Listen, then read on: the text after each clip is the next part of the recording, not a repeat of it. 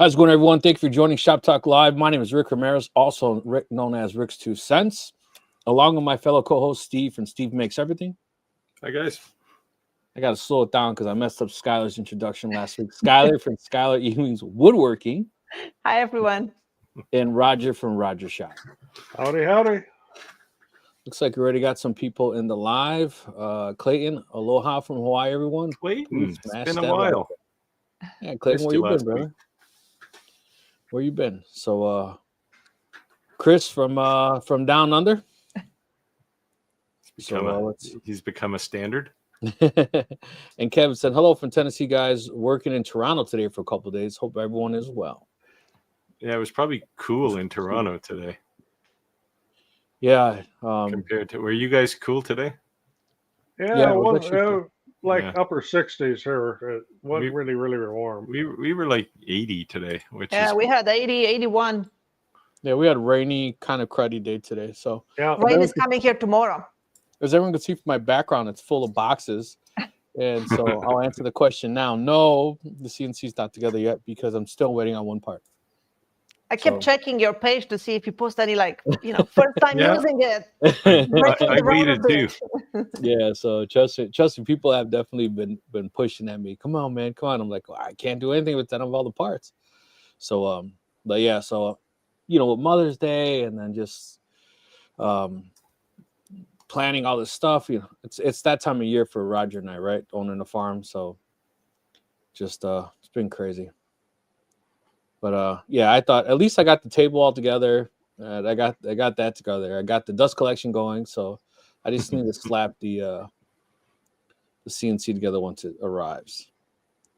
So I appreciate everyone letting us know where you're joining from. Of course, thank you for joining. Happy Hump Day with us on Wednesday. But if you have any questions, let us know. Let us know. I have a question for you guys. Uh-oh. So. People have kind of been liking our honesty and saying that not every project is a success story, right? But I like Skyler how you turned it around and said that we always say fail and fail fast, right? And so turn it around, either dump it or fix it, right? And you were able to take something that was a mistake and turn on to make something really great out of it and still make it a sellable, marketable item that someone would really like. But in introducing new products that you are going to sell, do you normally just make one, or do you make a couple and hope they sell? Or how do you guys introduce a new something? I pretty much everything I have is one of a kind. I only make one. Okay. And just because I hate doing repetitive things. And I would love to make more just because it saves time, but then I get bored and then I don't want to do anything else. So yeah, I'm the same way. I do one. Then I might do the same thing, but I work with different wood, try to add something else. And right. So, okay. So that is, there could be maybe a different version, but it could still be. Right.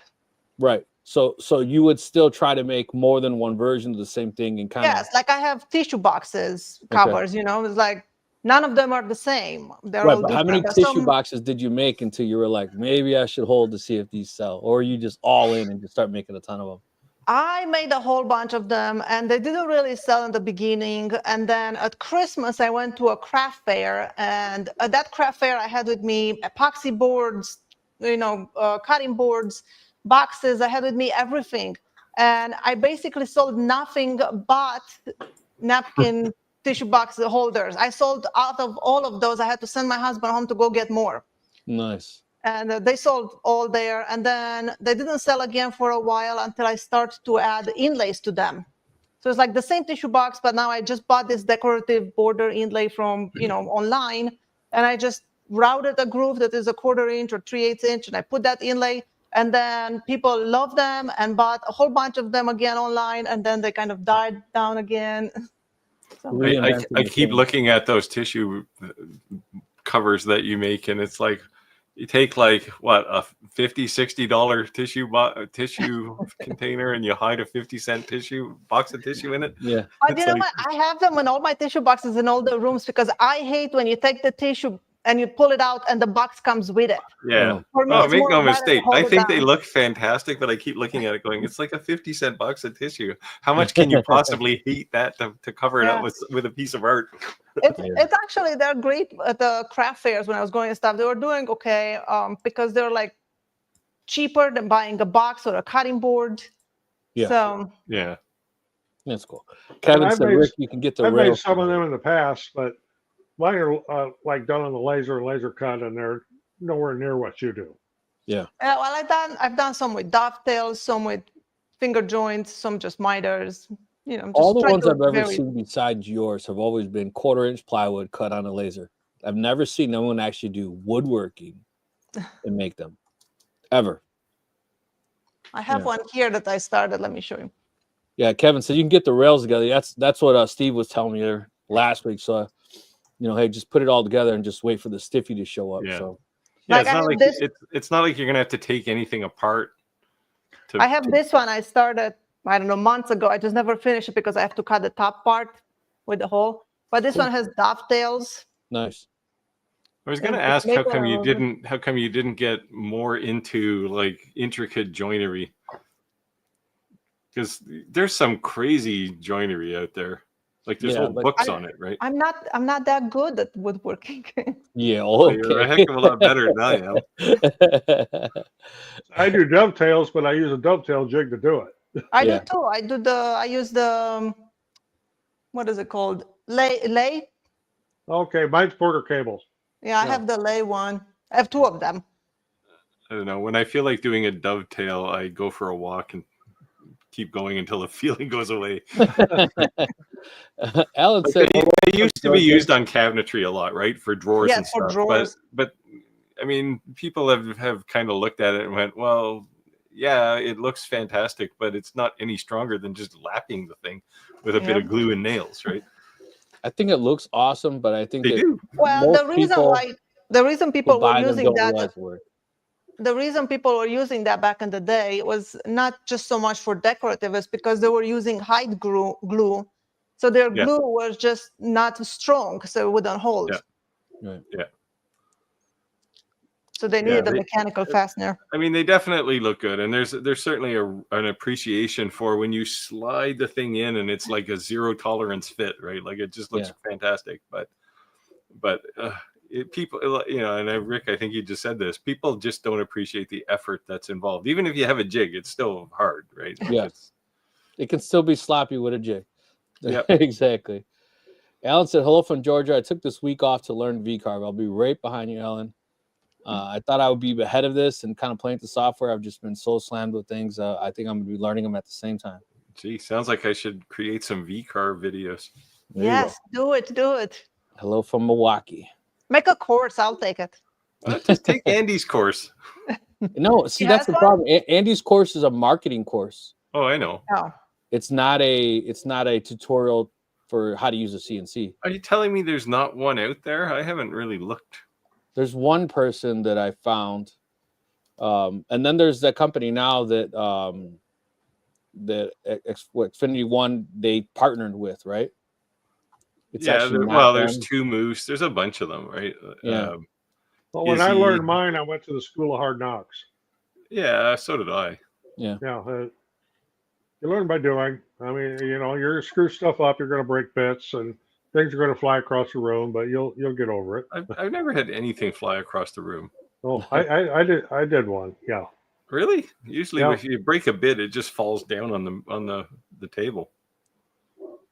The one thing that I was, what's his name? 6'8" Woodworks. Yeah, Nick? Yeah. So he was saying 1/8" bits, and I thought, wouldn't you use thicker bits than that? You don't have to. 1/4" shank. Although you are going to want to get, if you've got a spindle, you're going to want to get 3 collets. You're going to want to get an 1/8" collet, a 1/4", and a 1/2". So what comes with it? I thought all 3 do. Well, I don't know. I didn't get any collets with my spindle.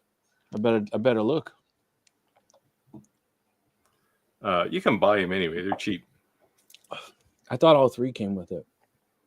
Well, it depends on your collet, on your spindle, I guess. Yeah. Well, you got this. You got the the Onefinity spindle, right? No, No, you got the Pone PWN CNC. CNC. Yeah. Yeah, I don't know what comes with theirs. I got Chris none. I got Chris a 1/4 inch collet. That was it. Okay. Chris said his internet service provider just finished doing their maintenance. Might have to watch a replay if it doesn't kick up. Jeez, All right, Chris. sounds Hope like you can my hang place with us. today. I was working away this morning. I'd done a job, and I'm drinking my second cup of coffee, and I'm cruising my email, and internet just disappeared at 8:30 in the morning. That kind of blew my day because it didn't come back until noon. And it's just never happened. I didn't realize, like, this is like living without oxygen. Like half my lasers don't run, right? Because they don't have an internet connection. Yeah, we are spoiled. Star of Texas and Design DIY said had watched a couple past streams, finally able to catch a live. Thank you for joining the live. Thank you. The Star of Texas. Oh yeah, I found Nemo. He's right here. Yeah. So Chris said, Rick, you could unpack it and stage it ready for assembly. Tim showed me a picture he was doing this week. He was doing some swords for one of the, I guess, cadets or something, and they looked pretty nice. Hey, some Roger, crazy Jay, don't engraving play, on he's in the swords. building. Hey, Jay. Jay, you should have been here last week for Roger. Oh, yeah, there was some inside jokes for sure. Now you got me wanting to go grab my stupid spindle and look at it, but I'm pretty sure it was all three. Yeah. It might be, but you can buy them on Amazon anyway, right? You just buy. You don't even have to buy another collet nut. You just buy the collet. Okay, I'll take. And you can. They're like, I don't know, $15 a piece. Okay, not bad. Yeah, given how much you've already paid, $15, you won't even notice that. Yeah. Oh, I like this here. Kevin Rich. He says that a gun and knife show got 2 coaster orders of $350 and $250 each. Nice. Yep. Sweet. Nice. You can definitely make some money with coasters when you do them in mass. You just have to have the patience to do it. And even what he said, it's a gun and knife show. Like maybe that was not even an expected sale, but it came out of it. Yeah. So speaking of doing coasters en masse, I have a video coming up that will do some of these. Have you been converted? No. My video isn't focused on the coaster. It's focused on the jig. That was a quick. See, I actually originally built this to engrave pencils because people keep stealing my pencils. I'm gonna make Steve a meme. It's gonna be a Facebook meme. No. Yeah, just say no to coasters. I should put that on a T-shirt. That's funny. Jack says he has not tried dovetail joints yet. They are difficult to cut by hand. I have done it before, but when you have a dovetail jig, whether it be by lay or from Porter Cable, it makes it so much easier. You're just limited in width to about 12 inches. See, this is the thing. I every time I do something like this or inlay, Skyler, you've done inlay. You have to appreciate that people used to do this stuff by hand. Yeah, no kidding. And it's like, holy cow! Like I can whip something up, a piece of inlay, really nicely on a laser in a few minutes. But these people would take months to make something with inlay, and it's like I'd kill myself if I had to do that. But dovetail's the same way, right? Like they used to make these things precision fit by hand. Yeah. And I remember when I did my first inlay, I did it with a router and like a router template, and you have the collets and the things. It was not great, but I was so happy when I got that start to fit in there. I was like jammed it a little bit. I was like, yay, I did it. Yeah, even if the joint looks like crap, as long as it fit together, that was the satisfaction, right? Manuel said, hello, finally warming up in the state of Maine. Yeah, it was beautiful today. A fellow Mainian. What do you call people from Maine? Mainites? I don't know. Kevin said, learn your CNC, Kyle. It's the absolute best. Yeah.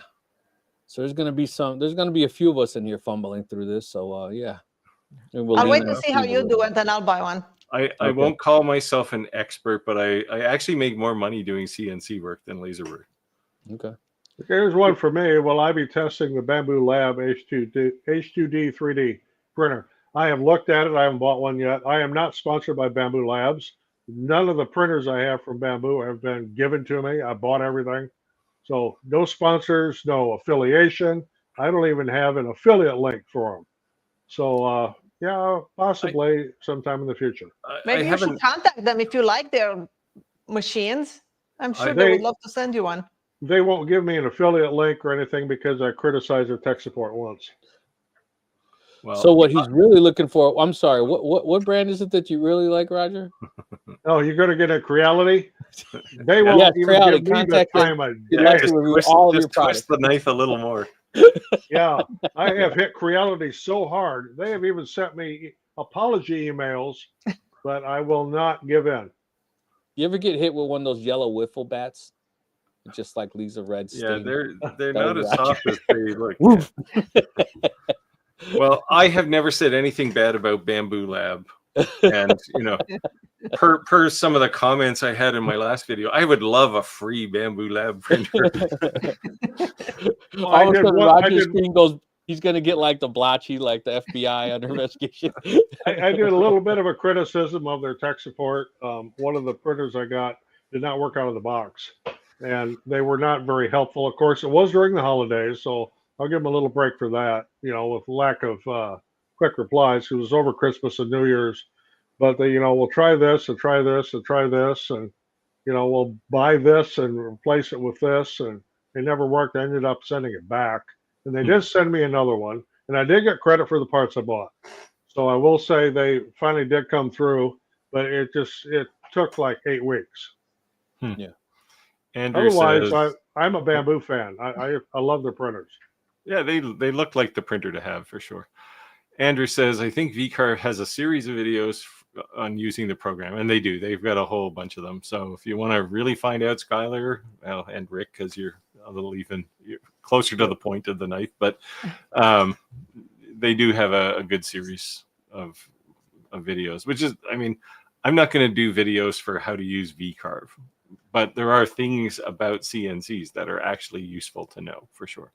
So I think helpful videos will be tricks and tips, right? Yes. You see things like, if you would have known to click this, it could have saved you hours. You know what I mean? Like, yeah, like, and there's lots of little 2 or 3 minute, like they could be YouTube shorts almost for most of the stuff. You do get to know a few things that will take hours off of a job and turn it into minutes. It's probably the only piece of workshop technology I have where you can actually do a 10-minute job in 10 minutes as opposed to 3 days, like most things take. Yeah. What would you recommend for a CNC, a 3x4 or a 4x4 or a 4x2? I would say get the biggest one you have room for and have budget for. Like Rick got the 4x4. So I have the exact same CNC Rick bought, but I only have the 32x48, and it was a real estate issue in my shop. Otherwise, I would have got the 48, because the very first thing I had to do with that CNC was make a door,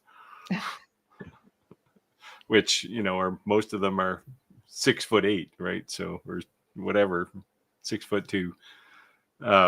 So yeah, it was a bit of a challenge. Yeah, well, I mean, you can do alignment, right? Like you can put markers on things and line them up, but it never works the way it's supposed to.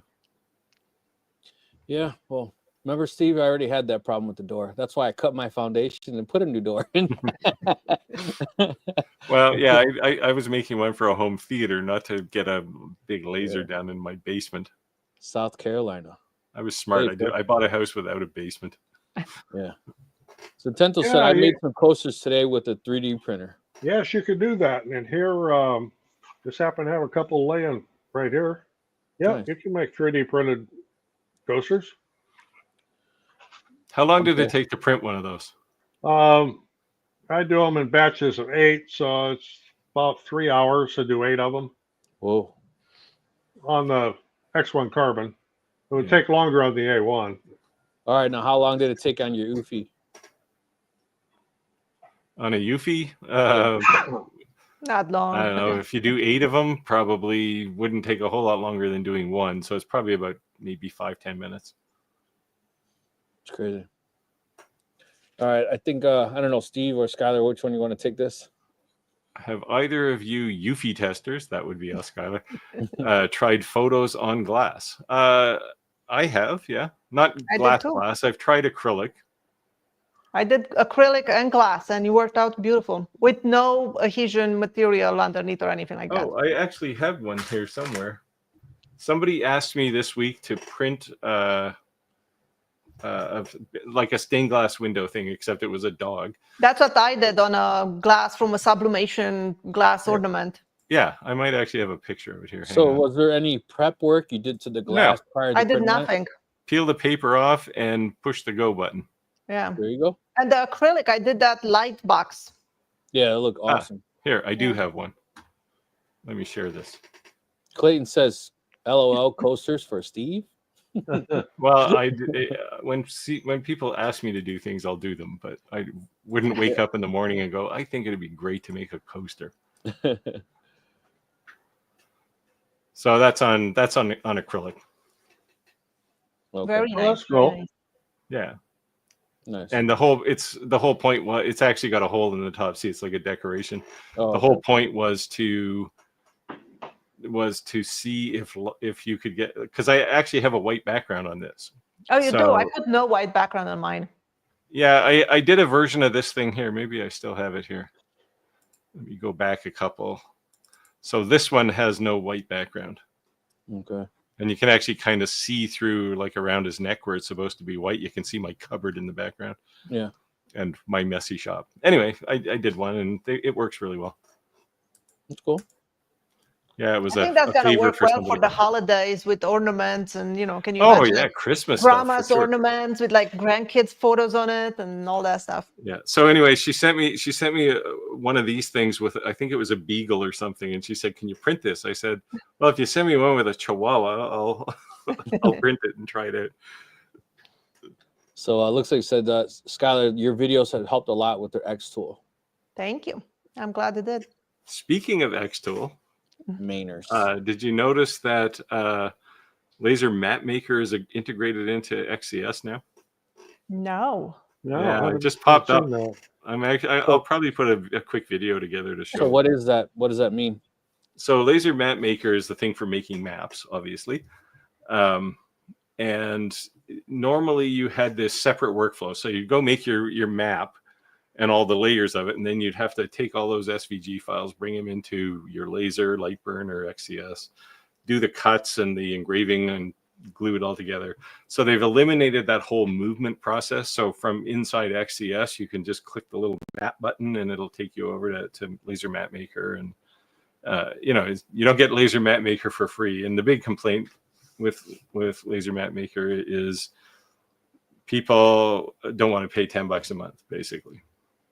Right. The I think if you're in the map business, $10 a month is peanuts, because people sell these maps for like $100. I've seen many videos on people doing it. I've never actually tried it myself. And I've done a few. I don't do many, but seems like a lot of work. it's actually not, though. That's the thing.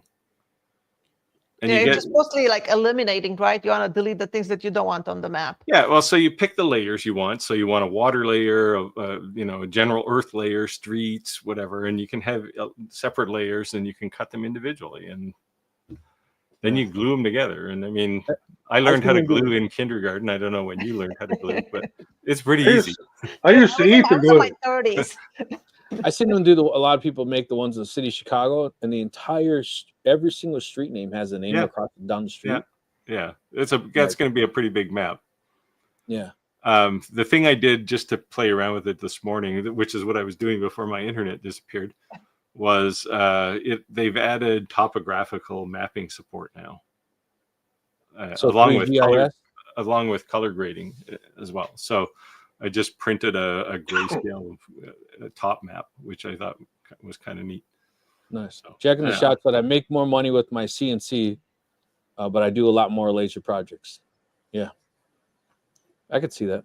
Yeah, well, I'm the same way, right? I spend all my time playing with lasers for video stuff, but when I actually want to buy groceries, I go do a CNC job.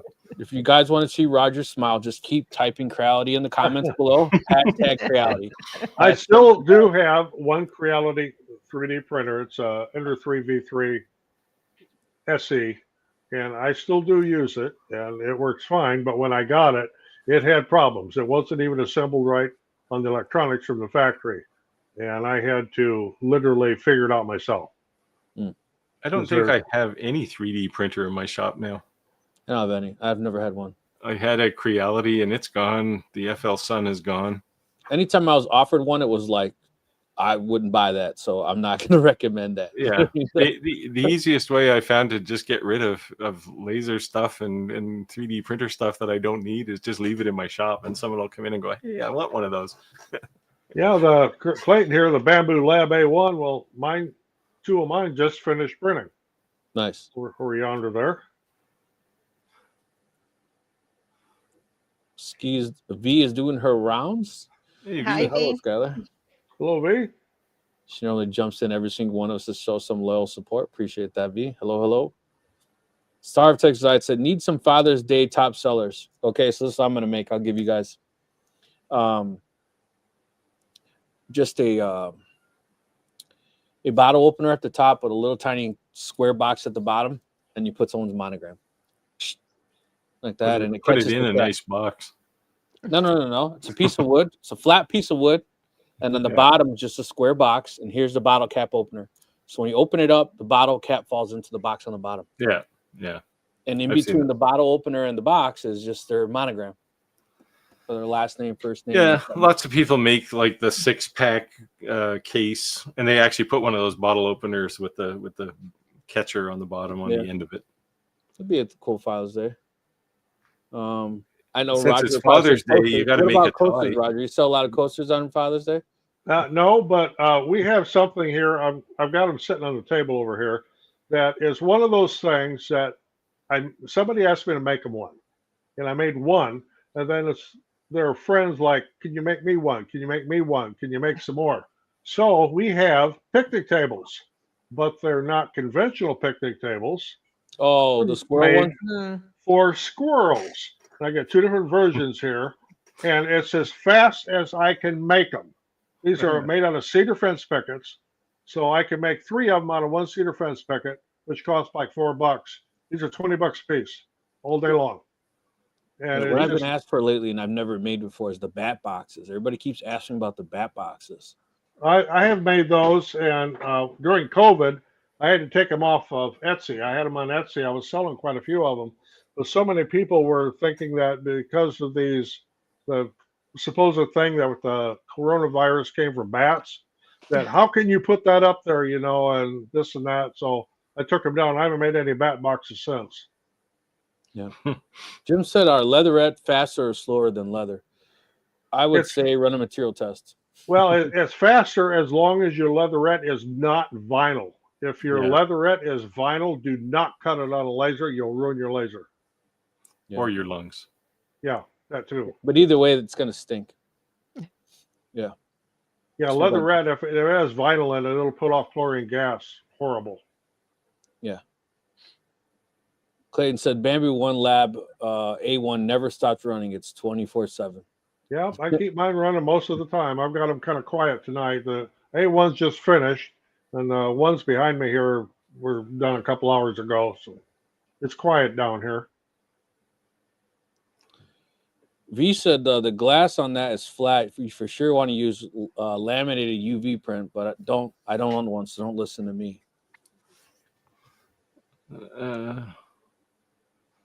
On glass that is not flat. Well, if you're laminating onto like a drinking glass or something, a beer glass,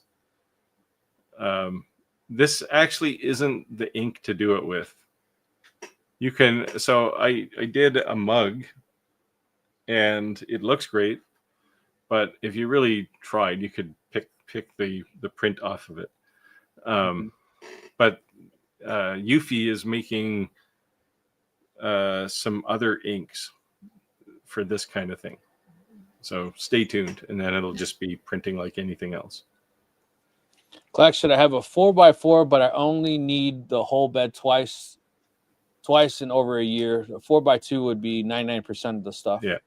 But it's those 2 times a year when you need it that you're going to go, damn it, why didn't I buy that for an extra, $800 or whatever it costs. I would just think too, when it comes to those larger items, they're a larger ticket That's item, where, right? yeah, that's where the bigger money is too, right? Yeah. So that's something I would say. Yeah, that's the thing. There are times when I would have liked to have a 4x4, and now I have a little more room in my shop, so I'll probably, if I ever get a new CNC, I'll get a 4x4. Hey, is the UFI actually available for purchase yet, or is it still in Only in Kickstarter? Okay. It's July, I think. The beginning of July is when it goes live for sale. And Jose said, just waiting for my UFI when it comes. Hello from Florida. Well, I'm sure it's teaser alerts, Jose. If you're not a member of our Facebook group, you guys got to join. Man, Steve and Skyler definitely doing some bragging rights, so to speak, and showing us some of the stuff that they make. Yeah, So I've been so busy this week. My Eufy is just sitting there churning ink, cleaning itself. Actually, it's stopped now finally after 3 days. But yeah, so if you guys are not a member already of our Facebook group, just go to shoptalklive.club. It's just an auto forward to our Facebook page, so it makes it easier. You don't have to give this big long URL, but check it out. My Eufy started to do the moisturizing of the heads every 24 hours now. It doesn't matter that if I print something tonight, by tomorrow it's already, the head is moisturized, and have you checked the humidity levels in your wherever it's at to see if it changed? I don't know that they detect the humidity. Oh, okay. It's a little different than a like a DTF printer, right? Yeah. Yeah, it says. Does it actually say every 24 hours that it's doing something? Well, no, but like if I print something like right now, and tomorrow around noon I'll come back to print something else, it'll tell you I have to, inject the ink into the really? thing. Change so you can switch it from professional to home use to something else. There's 3 modes, and one of them will moisturize less often. Yeah, I should do that then. Wasting anything by doing because you're going to end up replacing the cartridge on the side there, right? Right. That's why I haven't printed anything for like a week. I'm like, okay, I don't want to just print a coaster or something and then have to like lose ink because of that. Yeah, it doesn't actually use much ink to clean. It's the moisturizer that'll get used up, right?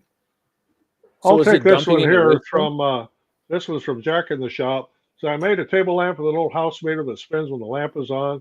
Making one tonight. Got almost done. The meter won't spin. Glad I had a backup meter. Sometimes you have to make sure when you're running 120 volts through a house meter, and this is coming from an electrician, so I know this. Make sure that your neutral is securely connected to the very, very center, because you're running on 120 volts and not 240. Otherwise, no, that meter won't run. I'm more interested in figuring out how the heck he got a meter.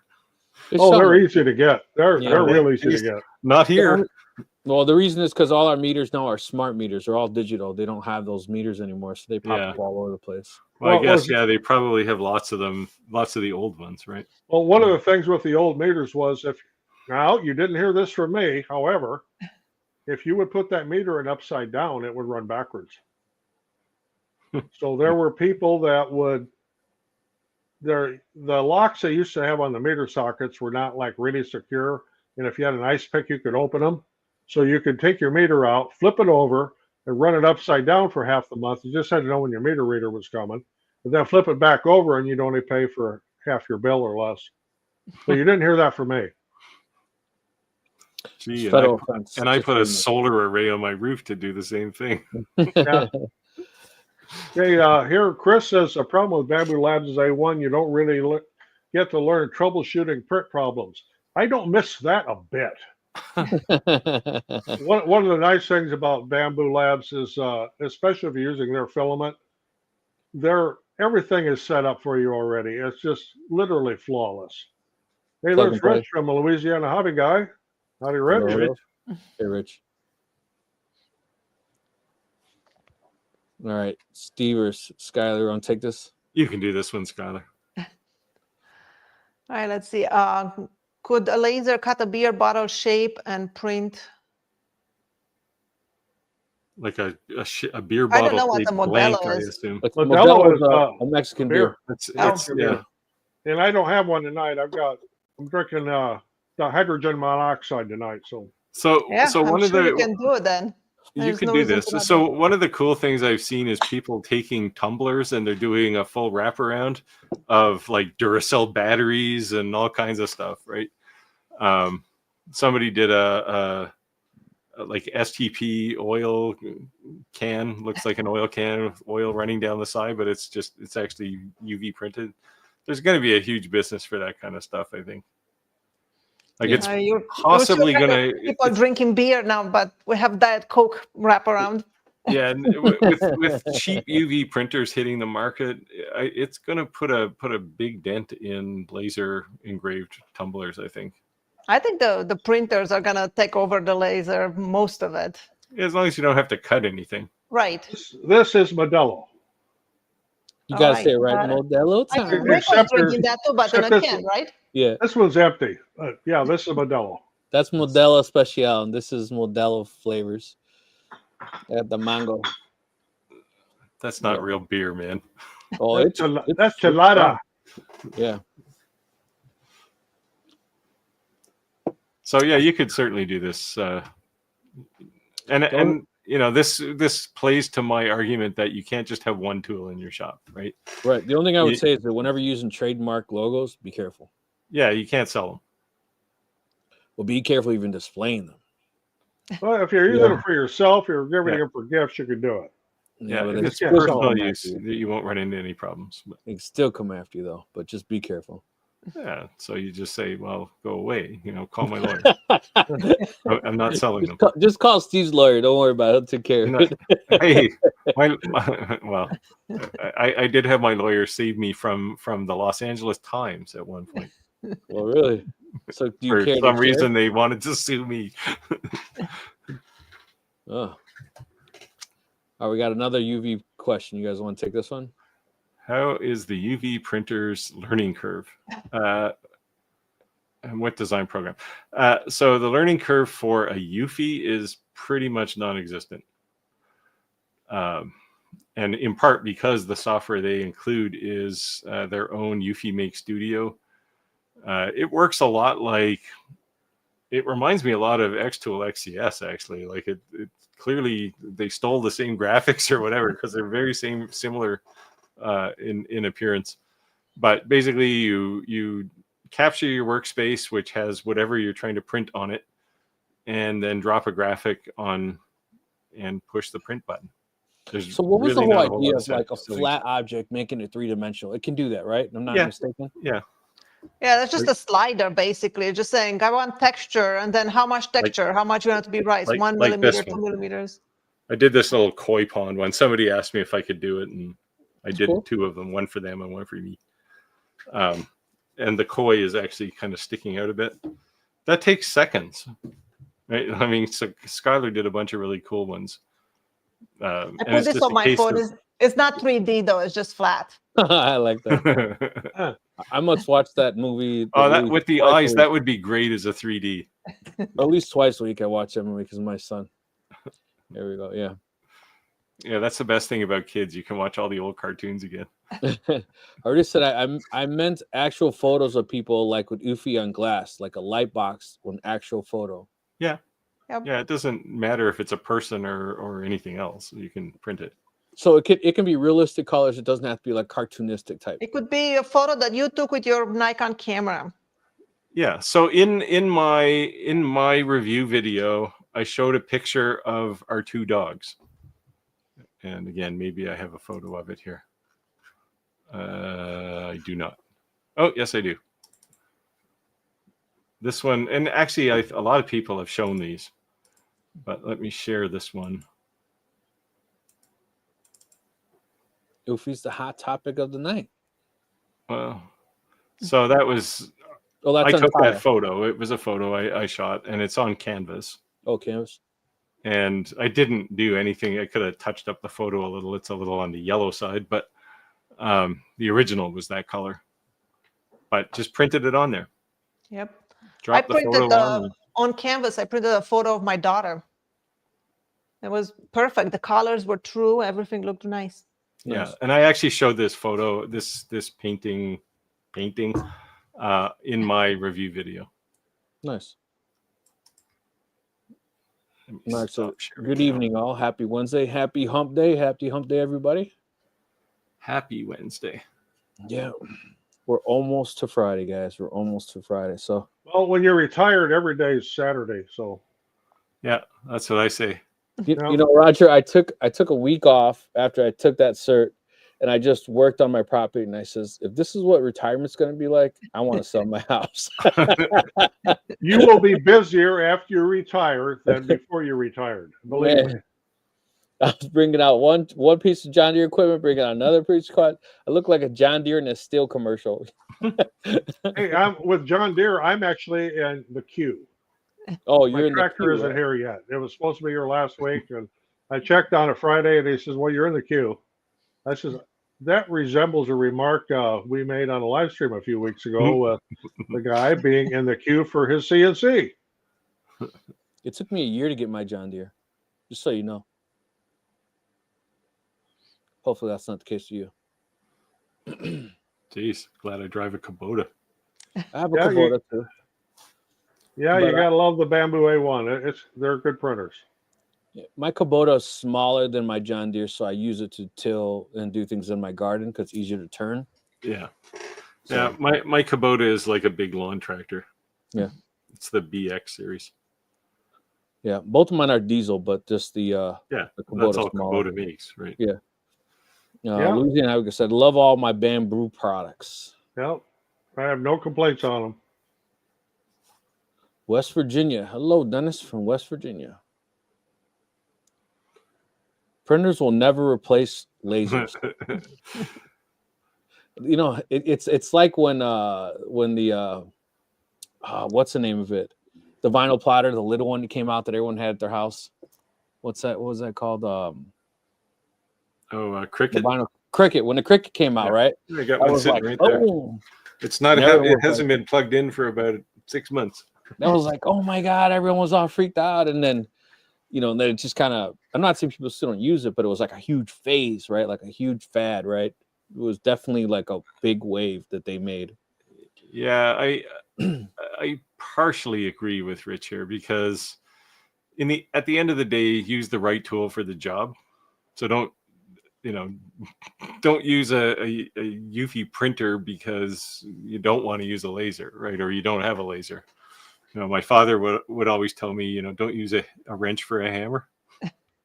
I've always done that though. If you're an electrician, you'd be surprised what you use for a hammer. Right. Nines you can use for everything, right, Roger? I have many times used a wrench for a hammer, but he always used to tell me not to. Yeah. But that's the same thing, right? It's just, I don't think it's one versus the other. I think I think you'll get better things from the combination. I think in fact, I just recently helped a guy wire his screen house, and it was all Romex. But he's like, "You need a hammer?" I go, "No." "Why are you gonna put them staples in? Alignment pliers. That's electrician's hammer." Rick knows what I'm talking about here. Yeah, we call them nines. Yeah. Use the nines, and you don't need a hammer. You use that for all kinds of things. Yeah. But I think that what you're saying, Steve, is that like when people always say, they always ask us is, what's the best laser to buy? What's the best CNC to buy? And I think that you may use something because that's all you have, right? But as you start acquiring a CNC, start acquiring a laser, start acquiring, these other tools, then you may not use that for that because one particular tool would do that better, right? Yeah. And then you also may use two different tools for one project. Yeah. So this is a good story for Skyler because she makes a lot of wooden boxes. I CNC boxes, but then to put any kind of design on them, I'll take them over to a laser and laser engrave them.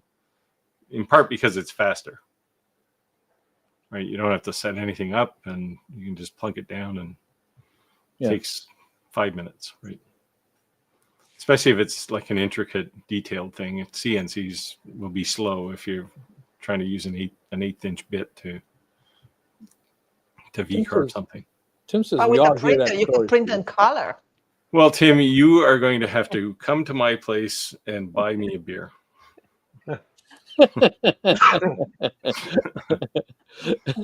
He's calling a challenge out there. And while you're here, you can buy a laser sitting on my shelf. Speaking of that, Steve, I may be out your way not too long. Oh yeah. Yeah. So When I you think say I'm my gonna way, do you mean Canada or do you mean Canada. the east coast of Canada? go Canada. Okay, so Canada's like 6,000 kilometers across, right? Yeah, but we'll probably head east, and we're gonna do our rounds. Oh, well, come to Nova Scotia and go see the 43-foot tides. That are you serious? Yeah, Bay That's of Fundy, nuts. top end of the Bay of Fundy, 43 feet. That's nuts. So you can't swim. Well, you can at low tide. At low tide, you can't see the water. Oh wow. Well, the Bay of Fundy at that end is about 2.5 miles across, and at low tide, the water's about a half a mile across. No, pretty crazy. Chris said a lot of people use the overlay basic program like Eufy and Xtool to design their own program. Yep. Yeah. 4 years left and counting. For retirement? Or coming to my place to buy me a beer, because that would be way worse. Because that's a pretty long line. That's a long The time. thing to wait is for that a- when you like Clack has been counting down for his retirement, I didn't count down for mine. It was Oh, I like did. an all of a sudden thing when I realized, like my wife pointed it out, that I was literally working for about 50 cents an hour. I went in the very next day and says, I'm retiring. 42 years was enough. I don't know when Clack started counting. It was a couple hundred, maybe 300. I started at 1,100. that. Here, Mark says his dad retired and is not busier than before. He sits and watches Westerns all day. No, it's not good for you, but yeah, he enjoys it. I have known guys that I worked with that retired and then like just sit home and watch like Wheel of Fortune and stuff like that, and they're dead in 6 months. It's an unfortunate thing, but I have to stay active. I cannot just sit. I think When I broke my ribs a couple of years ago and I had to sit for 6 weeks, it literally drove me insane. Okay, here's Star of Texas, Klein of Milwaukee. Be an electrician, Klein.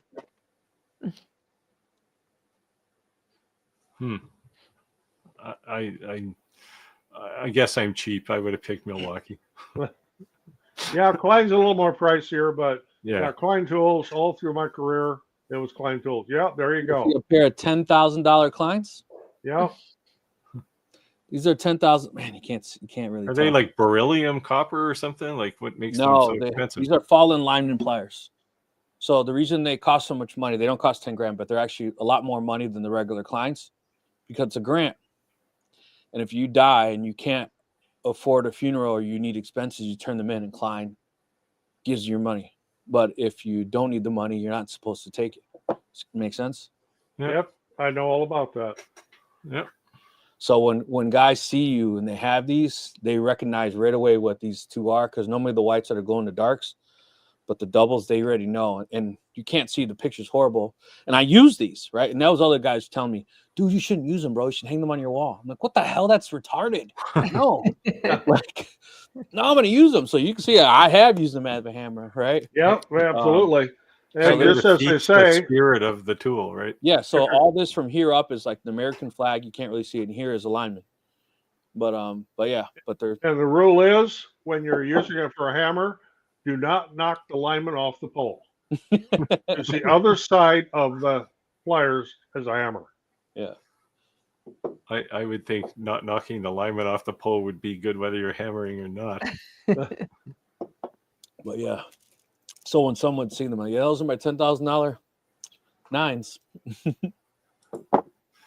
Yeah. So ATX says you can't V-carve with a laser or a Eufy. Exactly. That's why one tool just won't do it. Tim says, I have a box, never opened Bamboo 1 Mini, Steve. Want to talk? Huh. What could I trade for an A1? There's probably something. A lot of things you can do with that A1. Yeah.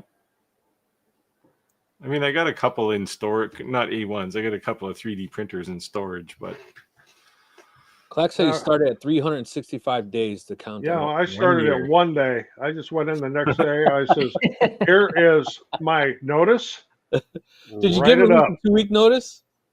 No, I didn't even give it 2 weeks. And the company I worked for absolutely panicked because of what I did. And they come back and, well, are you willing to work as a consultant? I go, well, for the right amount of money, I would do that for a while. Yeah, it's the consulting thing is a good gig because you can quit your job, go back and do the same job for about 3 times the money. Yes, you can. Yeah, because they're not paying into your union bends. That's why. Yeah. Well, the other thing was too, I didn't work with tools at this time because of what I was doing. It was all strictly engineering and design, so I wasn't breaking any rules. Yeah. Star Texas said, "Yeah, I always made fun of as an apprentice. I had Milwaukee everything. Yeah, Klein everything. yeah. If you're an electrician, you got to go Klein. Yeah. Yeah. So we used to tell guys when they got the job, if they had tools like that, bring them back to your truck. And then if they showed up dressed and they weren't wearing Carhartt, we said, tomorrow you better show up in Carhartt. Look like your paycheck. You weren't allowed to wear jeans with holes in them. If your jeans had holes in them, you better go change. No way you could show up with jeans with holes in them. Jeez, tough gig. No, you make a shit ton of software money. engineer. You're lucky if they're wearing clothes. But customer sees you, they want you to see like you're worth your money. You have to look professional, look the part. Hey, that was a big thing, especially with the position I had. I actually had to wear polo shirts most of the time, or a uniform shirt because of what I did. But yeah, you couldn't be showing up with dirty jeans or holes in them or torn up boots or anything like that. You had to look professional. Yep. ATX Woodcraft said, I retired May 9th, and now I work from 6 a.m. to dark in the shop, in the yard, retired my butt. Yep, absolutely. That's what I was saying. When I took that time off, I said, this is retirement's like. I need to sell my house. I think if you're doing retirement right, you'll wonder how you ever squeezed in the time to do a full-time job. Yeah, absolutely. Because I have no time. I don't know how I ever did a full-time job. Besides everything else we do, we've had our greenhouses and nursery for 30 years. And during that time, I was working. And of course, we don't have employees now, other than my granddaughter works for us from time to time. But I wondered how the hell I ever got that done before. Go back to this previous comment here, Rick. So Andrew is worried. So I do have a laser that I've promised him. He wants the X-Tool F1 Ultra. Do you still have your F1 Ultra, Skyler? I sold it last week. Yeah, I'm gonna get rid of. I need space in my shop because ironically, X-Tool is coming out with a new laser, so I have to make room for it. Yep, kind of same thing here. Just wanted to make room. Plus, I never do any engraving, so for me, it was not doing me any good. Yeah, most of the engraving I do is for videos, most of the time. So Stephen Haskett, I like this. He's not in our live today, but normally he is. He's only purchased the Iker K1 Pro for me. Oh yeah. I do said I had a girlfriend leave me for a tractor salesman. Never said anything, but wrote me a John Deere letter. Oh, grown. She must have thought his tractor was sexy. Yeah, Rich, I hear you here. Rich says he retired November 30th, 2015, and works more now than ever. Yeah, absolutely. Almost 10 years ago. Wow. I retired in 2019, and I put in more hours now than I did before I retired. Well, I still got about 20 years left, guys, so that's enough retirement talk. I make less. I make about a third of what I was making when I was working, but I enjoy every hour I do it. Which is I can actually say that I am making more now than when I was working. That's nice. And that's how we can afford to do all these Mexico trips and everything. Steve, don't say anything because not everyone can do OnlyFans, right? I mean, you have a unique niche. Well, yeah. So I was going to say, make no mistake, I make an average salary. We all don't have that body, Steve. But as a software engineer in the crazy world we live in, you can make insane amounts of money, like doctor, lawyer kind of money. But No, appreciate the laughs, everyone. So, of course, if you have any questions, let us know. Let us know. Oh yes, I wondered when this question was going to come up. Star of Texas. I want to find out what kind of star he is of Texas. Well, Star of Texas. Maybe he's an 5-point OnlyFans star. guy too. I have an ultra. I can't do the y'all thing. Do you have any comments on the XL laser? Is a new thing. Yeah, the top end of it is an 80-watt diode laser and a 60-watt MOPA laser. That's crazy. I talked to these guys months ago about this. It's one of these things I think is to some degree an answer looking for a question. Like, I don't know. I mean, it looks cool, and it's definitely going to be an incremental improvement to some things. But the real question is it a problem for something else? Does it create more problems? What I would say is that a 60-watt MOPA lasers, you can do some pretty awesome stuff. It's pretty powerful. An 80-watt diode laser, like, wow. But my experience, when anytime you make a multi-tool of anything, it's never the best of either.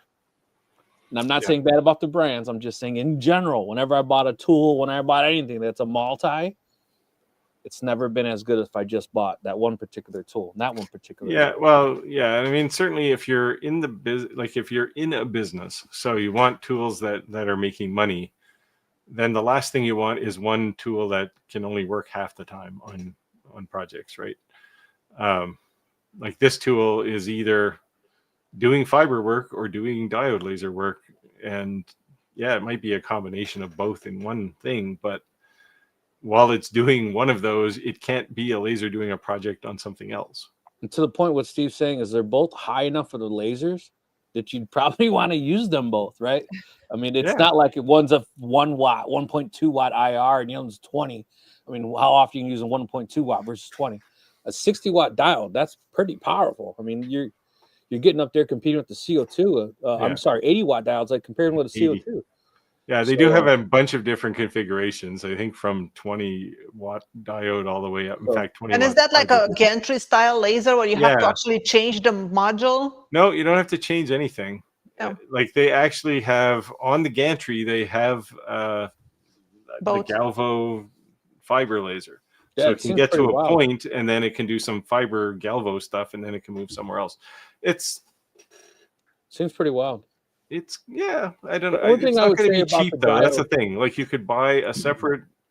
I mean, you can't buy an 80 watt diode laser, at least not yet. But you can buy a separate 60 watt diode laser or 70 watt and a 60 watt MOPA, and it was probably going to be cheaper than both of these combined. Right, but then the other thing too is the workspace is definitely going to be bigger on a diode laser versus the combo, right? Yeah. Well, this thing looks kind of like It's these two lasers, but it looks kind of like a CO2 laser. It's like that form factor. Okay, I got you. So it's laying down on side. It's a bit interesting. Now, Michael over at Laser Engraving 911, he's been pushing hard on these things, and I don't know. It hasn't generated a lot of excitement. I don't know why. Plus, also, if something happens to your laser, both of your lasers are out. Versus if you have two machines now, at least you have the other one still going. Yeah. Yeah. So I haven't heard of this laser until his comments. So yeah, I don't even know if it's in Kickstarter yet. If it isn't, it's close. Like I think it is now. But to me, the only people I've seen review it are.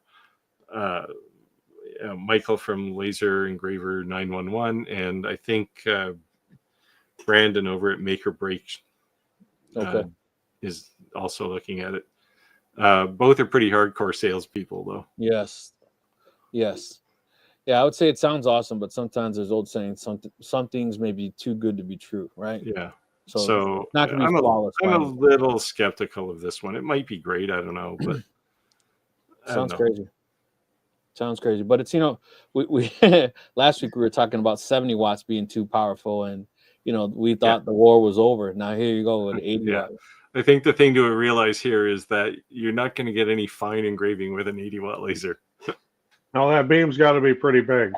Yeah, it's like coloring one of these. Yeah, like a bingo marker. Yeah.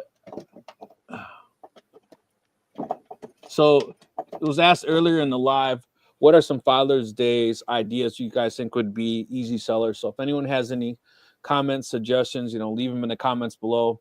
What you think may be some great ideas to pitch for Father's Day. So the ultimate tacky Father's Day laser gift I've seen is a tie, but it's made out of a living hinge. Have you seen those? So it's No. flexible. That's cool. What do you mean It's by not a In a cool. living It's different hinge? tacky. way. What do you mean by a living hinge? So it's flexible. I don't have a piece here, but you take a piece. Oh, this stuff. Oh crap! It's tied to my wall. I can't show it to you. You can basically carefully cut a piece of plywood, and then it becomes flexible. Okay. I Score did a it. video on it 2 years ago, probably. Yeah, I've done some of those hinges before. They're pretty cool. They're cool.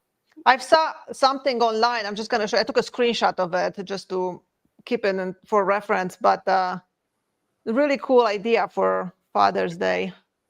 It's a Oh, a little tie shirt cutting board. There you go. That's cool. It's like a Fancy. tuxedo cutting board. Yeah, it wouldn't be that hard. I mean, it's just 3 stripes, couple of dots, and a bow tie. It wouldn't be that hard for you, but that looks pretty difficult. Well, you have the CNC now. Yeah. Yeah, Captain CNC, Ken- that'd be a piece of cake. Captain Skyler, your videos are easy to follow. Thank you very much. I'm glad you enjoyed them. Louisiana Hobby Guy said the Galvomatic by Rolly Automatic is incredible. Yeah. Fiber and dial. That's what we're talking about. Yeah, at the I'll say, I won't say low end, but it's certainly going to be cheaper than that XL laser thing. This one has probably good potential. Crazy. We'll see. See as it comes out. Well, it's normal, right? It's not like 80 watts of diode power. It's just a normal machine. Yeah, and then the other thing is too is as long as it's real watts, right? Like how many times you used to see these Yeah. Jensen amplifiers, right? That you'd sell back in the day in the 90s. It was like 2,000 watts, and it was pushing. Oh, out you're not old enough to remember like quadraphonic stereo from the 70s, where they were quoting like 1,000 watts a channel, but it was like peak pulse power or some crazy. Yeah, thing. yeah. It was just- Exactly. Chris said the problem with paying high jobs is the hourly rate is rubbish. Yes. Yeah, what I discovered working in a big company, big tech company, is everybody in the company, their hourly wage is the same. So the CEO, yeah, he might make $10 billion a year, but he's working literally nonstop. Yeah, Vlack said Laser 911 is pure sales. So I will say this, and I think I'll speak for all of us. We said that we will never be an infomercial, right?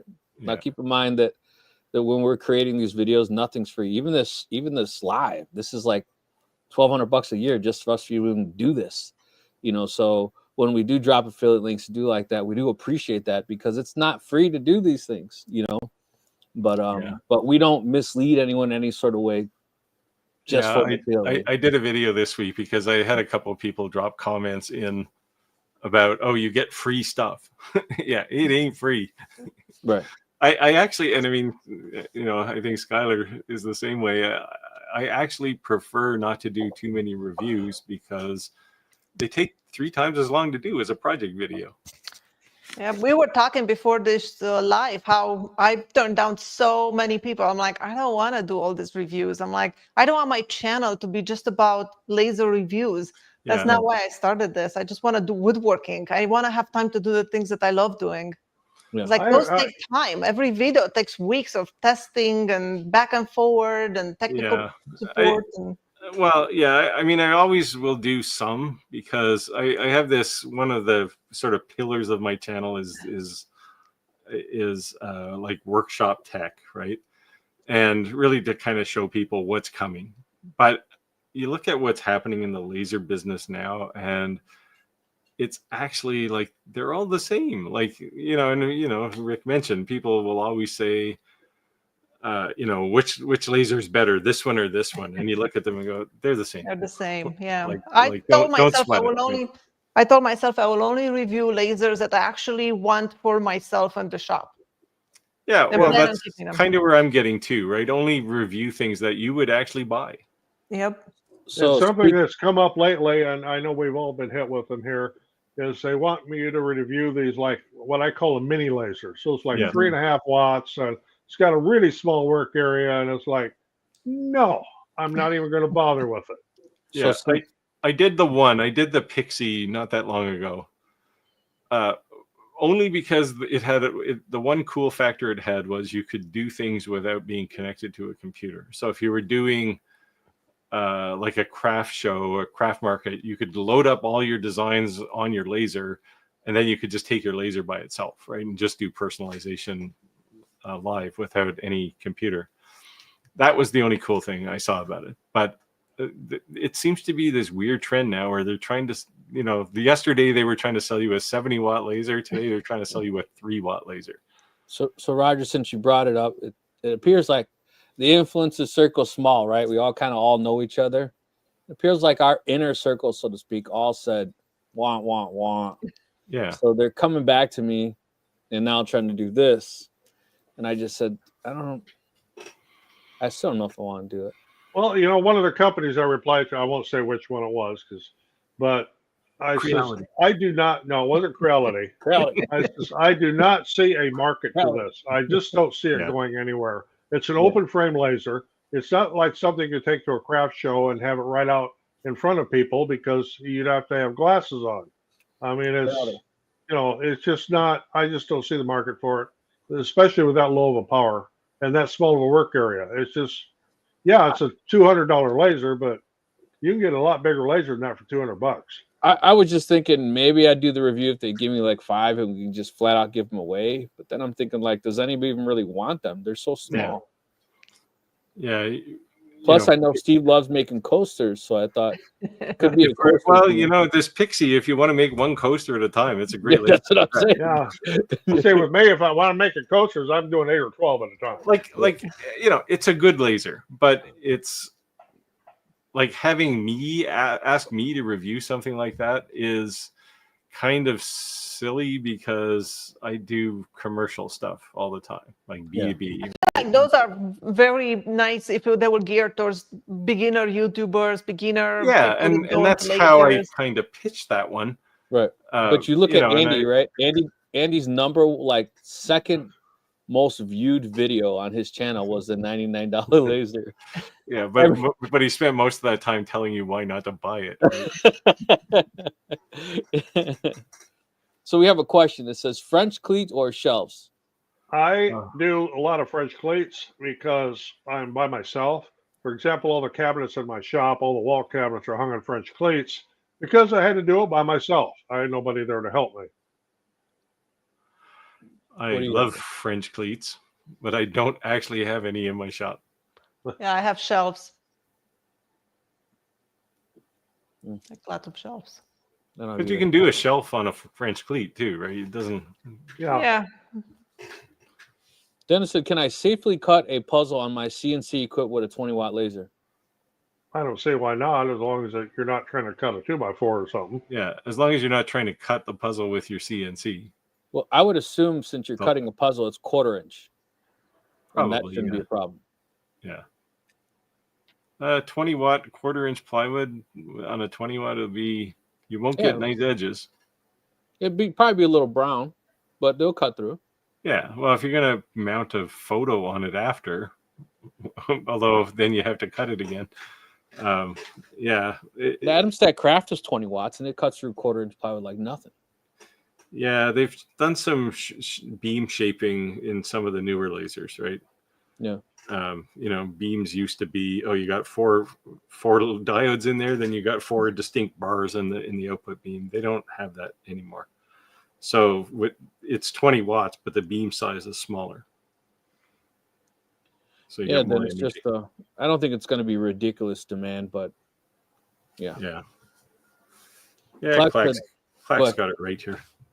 Yeah, Clack says he sticks with things that are relevant to his viewers. Yeah. Some of these are 12K machines. For some of these, 12K machines are a bit of a stretch. It's a bit of a stretch for a lot of people, not just viewers, right? So I do. This is why I review the Pixie, right? Small things are relevant to a lot of folks. You know, the Pixie, if you're buying your first laser and you've never seen a laser and you just want to figure out if you want one, spend a couple $100, get one of these Pixies. You can do some practical stuff, and then you can go to the next thing. But that's the only reason for doing it. It's an entry product for sure. I always find it mind-boggling, the things that we get offered, right, for cooperation or for review. I get emails for all kinds of things, like electric bike, like a bed that kind of reclines, a desk, for fencing for the backyard, or railings, or I'm like, how would I do that? Like, why? Yeah. Well, I had one come to me for a breast pump. I sent that to Rick. He did, actually. He did. So I do have one coming up, which is a combination lock for a door, like a shop door. And the reason I'm doing that one is because I was going to actually put one of these on my door. And it's a little terrifying how the internet works, because generally I think about it and then someone will say, "Hey, do this." Same thing with the Lubatu mower I did last year, and I'm actually going to do another one. That one I did with the premise of, hey, it saves me 3 hours a week that I can be working in my shop. So, you know, making money in your shop isn't always about standing there, you know, carving out dovetails, right? Sometimes it's about not having to do something else. Yeah, so I just got a email today that says supposedly the robot lawnmower is being shipped. Yeah, so, which one is it? Was it MoViewer? Remember I showed you guys last time? I'll find it. The one I like is the Yarbo. Yeah, the one that does the plowing and all that. Bestmo. Bestmo.com. It looks a bit like a tank, but yeah. I like this here, Clayton, and I actually turned this down from longer. I was offered to review this. Stupid small 2.5 watt laser, and it's got an extremely small work area as well. Yeah. I think we've all turned that one down. Yeah, it's like a 60 by 60 millimeter work area or something. Yeah, it's really small. Like one coaster at a time thing. Yeah, it might be 100 by 100. Radu said a 1/4 inch thick puzzle. I think 1/8 inch would be plenty. Yeah. Yeah, 1/8 inch will be okay.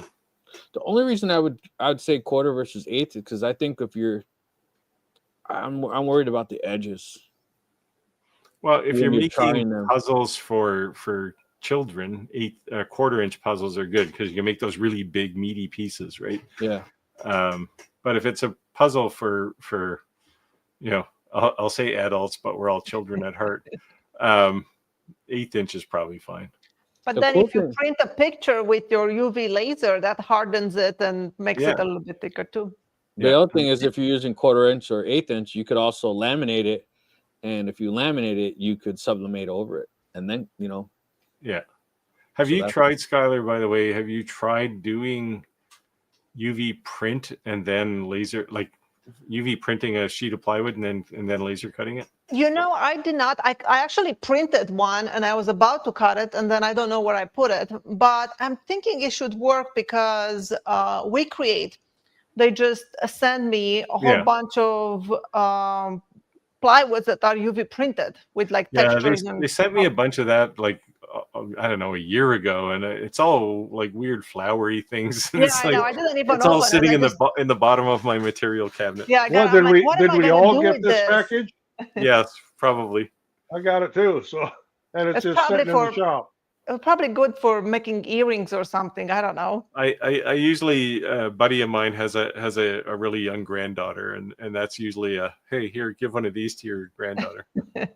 You guys go make something in the shop. She said, "Happy Hump Day, guys. You missed me? Yeah, where you been, Nancy? Where have you been? It's been a while." ATX Woodcraft must use a metal backer to use a laser on the CNC for cutter. Don't burn the house down. Even better if it's a honeycomb board. Yeah. Yeah.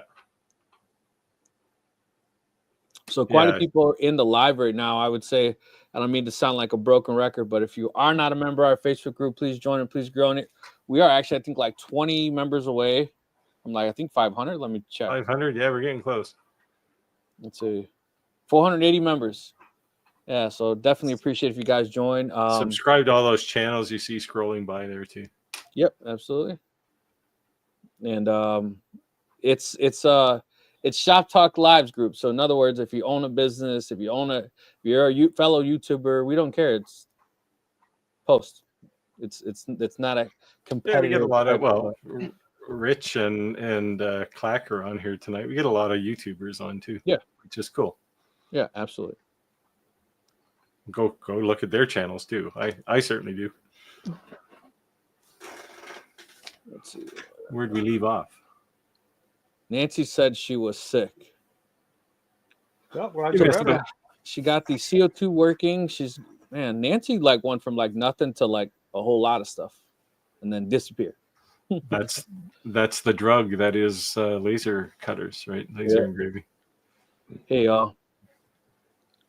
Louisiana Hobby said, I get a lot of makeup and jewelry offers. I get a lot of makeup too. And I was like, yeah. I would get if they did like toys because my son's in a lot of my videos. And if it was something really cool, I may even do it just because my son's like reward him in a lot of my videos. But like the makeup, like what? Yeah, I've had all of these things: running shoes, shirts, Now the electric clothing bike, in general. I'm a fat boy. I would actually dog do toys, dog collars, cat toys. Like I think in the close to 300 videos I've done, I've only shown my shoes once. Yeah, I was offered beds, desks, everything. Power blinds, window blinds. Oh yeah, they won't blinds stop too, with the power blinds. blinds. Yeah. At least 3 to 4 times a week. Yeah. And like AI patio power blinds. rails. Now I actually do have a power blind here in my studio because I can push one button over here and have all the lights turn on and closes the blinds and stuff. So I do have them, but yeah. Star Skyler, Alexa says, Skyler, do you still use the M1 Ultra? No, I have not really used it. I still have it. It's collecting dust. It was really fun to play with. I thought I would make more T-shirts with it or something with the ink infused, but it's actually stored into my photography studio. There you go. Nancy said, speaking of Nancy, anyone have any opinions on Adam Sack Hurricane? So she's looking up. I think Clack reviewed this one. It looks interesting. I have not. Like if you're looking at like an X tool or an Omtech, this is right in there, right? Like it's competitive.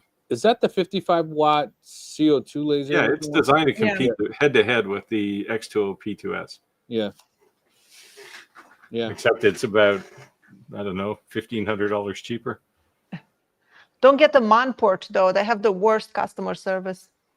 I have a Monport, but fortunately, I've never had to contact customer service.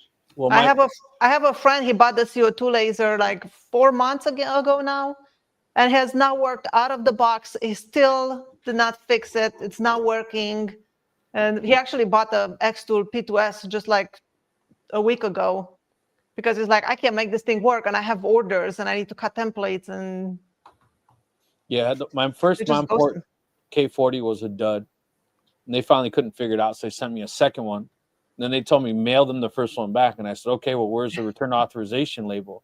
They said, "What do you mean?" I said, "I'm not paying to ship this back." They said, "We'll keep it as parts." So my second one has been fine, but the first one was a dud. Yeah, K40. I'm surprised that the laser industry even got started, given that K40s were kind of the first products out there, right? They were terrible. Didn't matter who made them; they were awful. Yeah, I kept saying that the Monport K40 was like the pre-mod K40, right? It just came to the things everyone was doing to them, you know. But a K40 is a K40, right? Looks like Rich got the We Create package too. Yeah, I've looked at that. I've looked at the polka dot one, but I haven't played with it.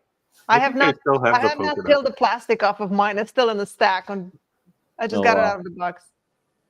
Radu said, Clack has some videos on. Not sure if he's still here. He may not want to self-promote. We know how humble he is and stays reserved. He's welcome to self-promote. He does a good job. Vax said, I had a horrible experience with Monport customer service. Is awful.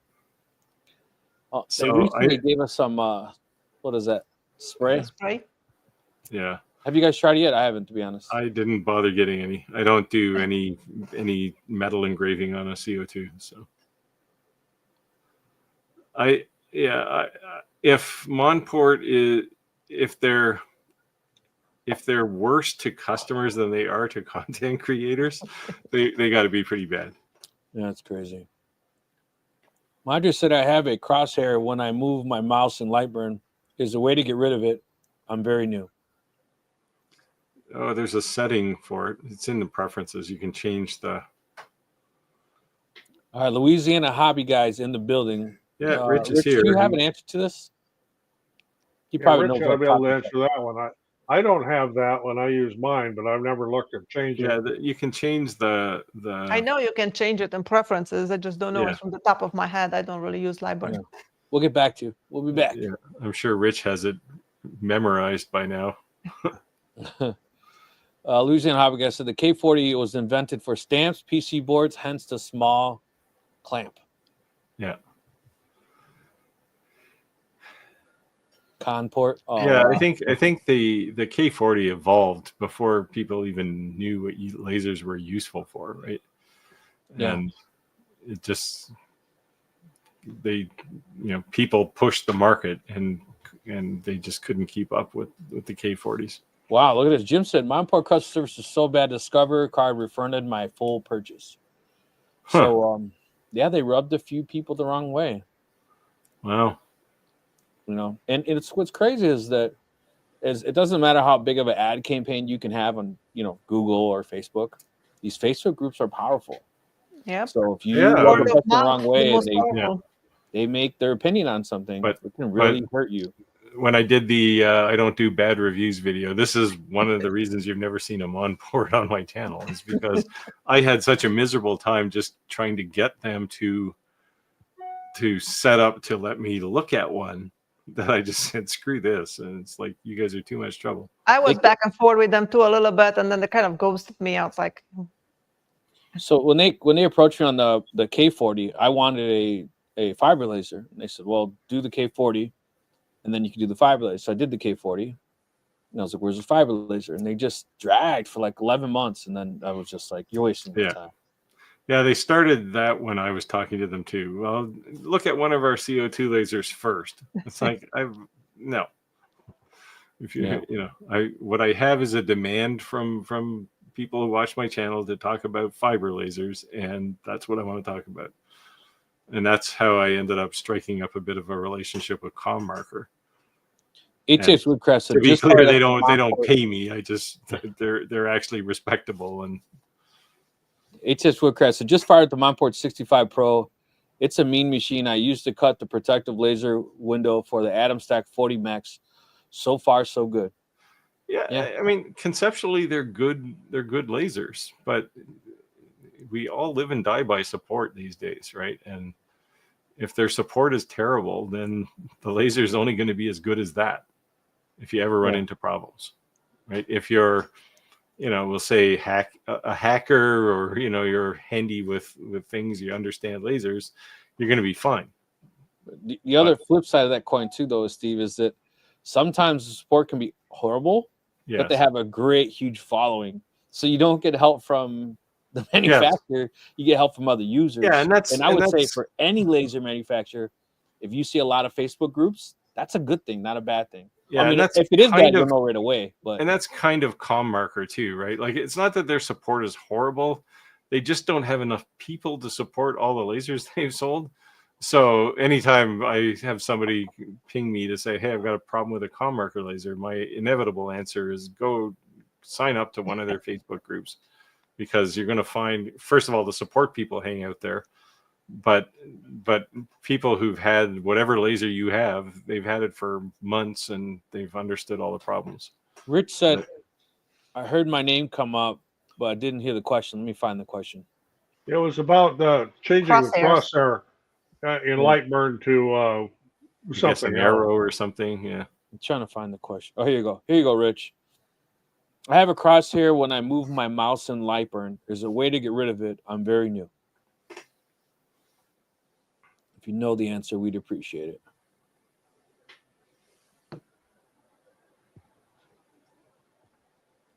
Ellen, painter's tape over crosshair fixes that. You just have to put painter's tape over your whole screen. Tim said to change the cursor, go to settings, displays, and turn off full screen line cursor. There you go. Check it out. Ask and you shall receive. The community helps. I'm just leaving it on for a little bit just in case she didn't get to it. Nancy said, I regret my mom port purchase. So let me ask you, Nancy, was it because you couldn't get the mirrors aligned? Just beat your head against the wall for a while, or really what was it? I'm assuming that's what it was. Vac said, I agree. The machines all have decent, not top tier parts, but if you need support, you're better off buying from eBay drop shipper. Yeah, man, Monport is just getting beat up today. Yeah. Well, I will say, I do have Monport, and I have had problems with it, mostly with the thermistor displays going bad and having to replace them. But otherwise, as far as performance, it works just fine. And I only use it for cutting acrylic. Once I cut some fabric with it for a demonstration video, but otherwise, all I use it for is clear acrylic. I don't use it for anything else. Yeah, I saw that lace design you were doing. Yeah, I did some stuff with It was a joke. no, I actually did some. I actually cut lace out of denim Okay. just to show it could be done. If somebody asked me if you can cut fabric on a CO2 laser, sure you can. So if you ever see Roger fishing on the river in some Daisy Duke laser cut shorts, mind your business. It was for Monport. Oh, my eyes. I want to poke them out. I can't unsee that that. mental image. I can't unsee that. Maybe we'll end up in a beer commercial or something. Yeah. Nancy said, yep, it isn't working properly. Well, Yeah. you're in Florida, right, Nancy? You could always wait till January. Send me an airplane ticket. I'll go down and align your laser. Everything will be cool. I'll go to the beach. Although, Nancy, actually, since you're down in that area, if you are looking for some work, I have a customer down in Florida that I've been working with for a while, but it's just too hectic trying to get things across the border. So he has a bunch of work, and I've been delaying it. If you're interested, let me know. Shoot me an email. Well, I don't know if you saw Facebook buzzing today, Steve, but according to Trump, Canada is pretty serious about becoming one of our states, so you could really not have to worry about those. I was wondering when that's coming. Oh, boy. We got a decent Canadian following, and it doesn't have to mention that my in-laws are all Canadian. So anytime I post anything about Trump, they're like, no. See, without being too aggressively bashing of your government, I don't care if Russia or China shoots missiles across my country to get to you guys. So, I don't need to spend $61 billion to shoot them down before they get to you. Yeah, that was crazy though. They said so do you know why Mexico and Canada don't need a $61 million missile program? Because no one's shooting missiles at them. Yeah. It's like, see, I figure the solution to our problem is we just call up the Russians or the Chinese and say, hey, we got some land here about 50 miles from the U.S. border. Do you want to put a base here for a while? Just do whatever you want there. Yeah, I don't know. We got the world's just crazy times ahead of us. Crazy times ahead of us. You got to joke about it because reality hurts too much. Yeah. Alan here is saying Monport customer support gets beat up in their official Facebook group. Seems to be okay with it. So does Creality. They get beat up all the time, and they just seem to be fine with that. Craddy, we'll still take your project. Roger just hate you. Just kidding. Roger does hate you though. A Tezer is officially gone. Yeah, I think they were just a bit of a flash anyway, right? Yeah. She said, I did buy the alignment tool.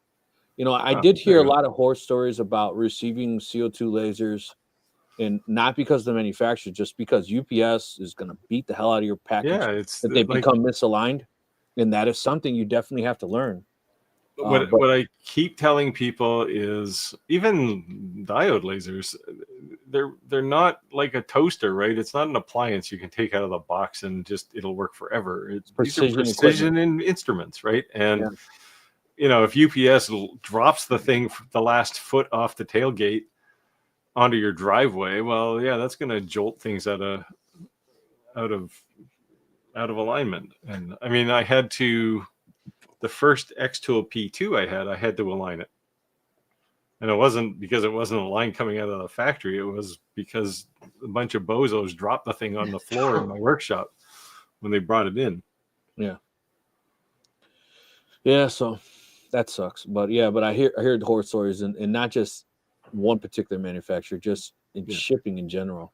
Yeah. Yeah. Now having said that, CO2 lasers they're definitely not the appliance of the laser world, right? They do require some TLC, and you have to know how to align them because they're eventually going to work themselves out of alignment. Yeah. It's like We got a little spam there. Yeah. Rick. Yeah, I saw that. Hold on. Yeah, whose is it?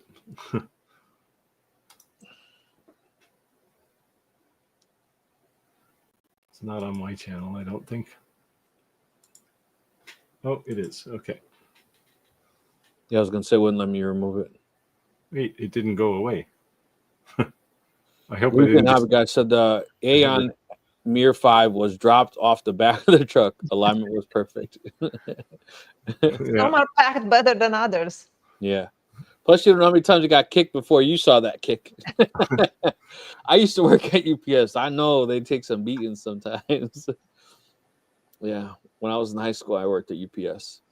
Yeah, FedEx isn't any better. I mean, we've had things delivered here. One of the things was an ice maker. It's got huge signs on it. Do not put upside down. And I even have a picture of it.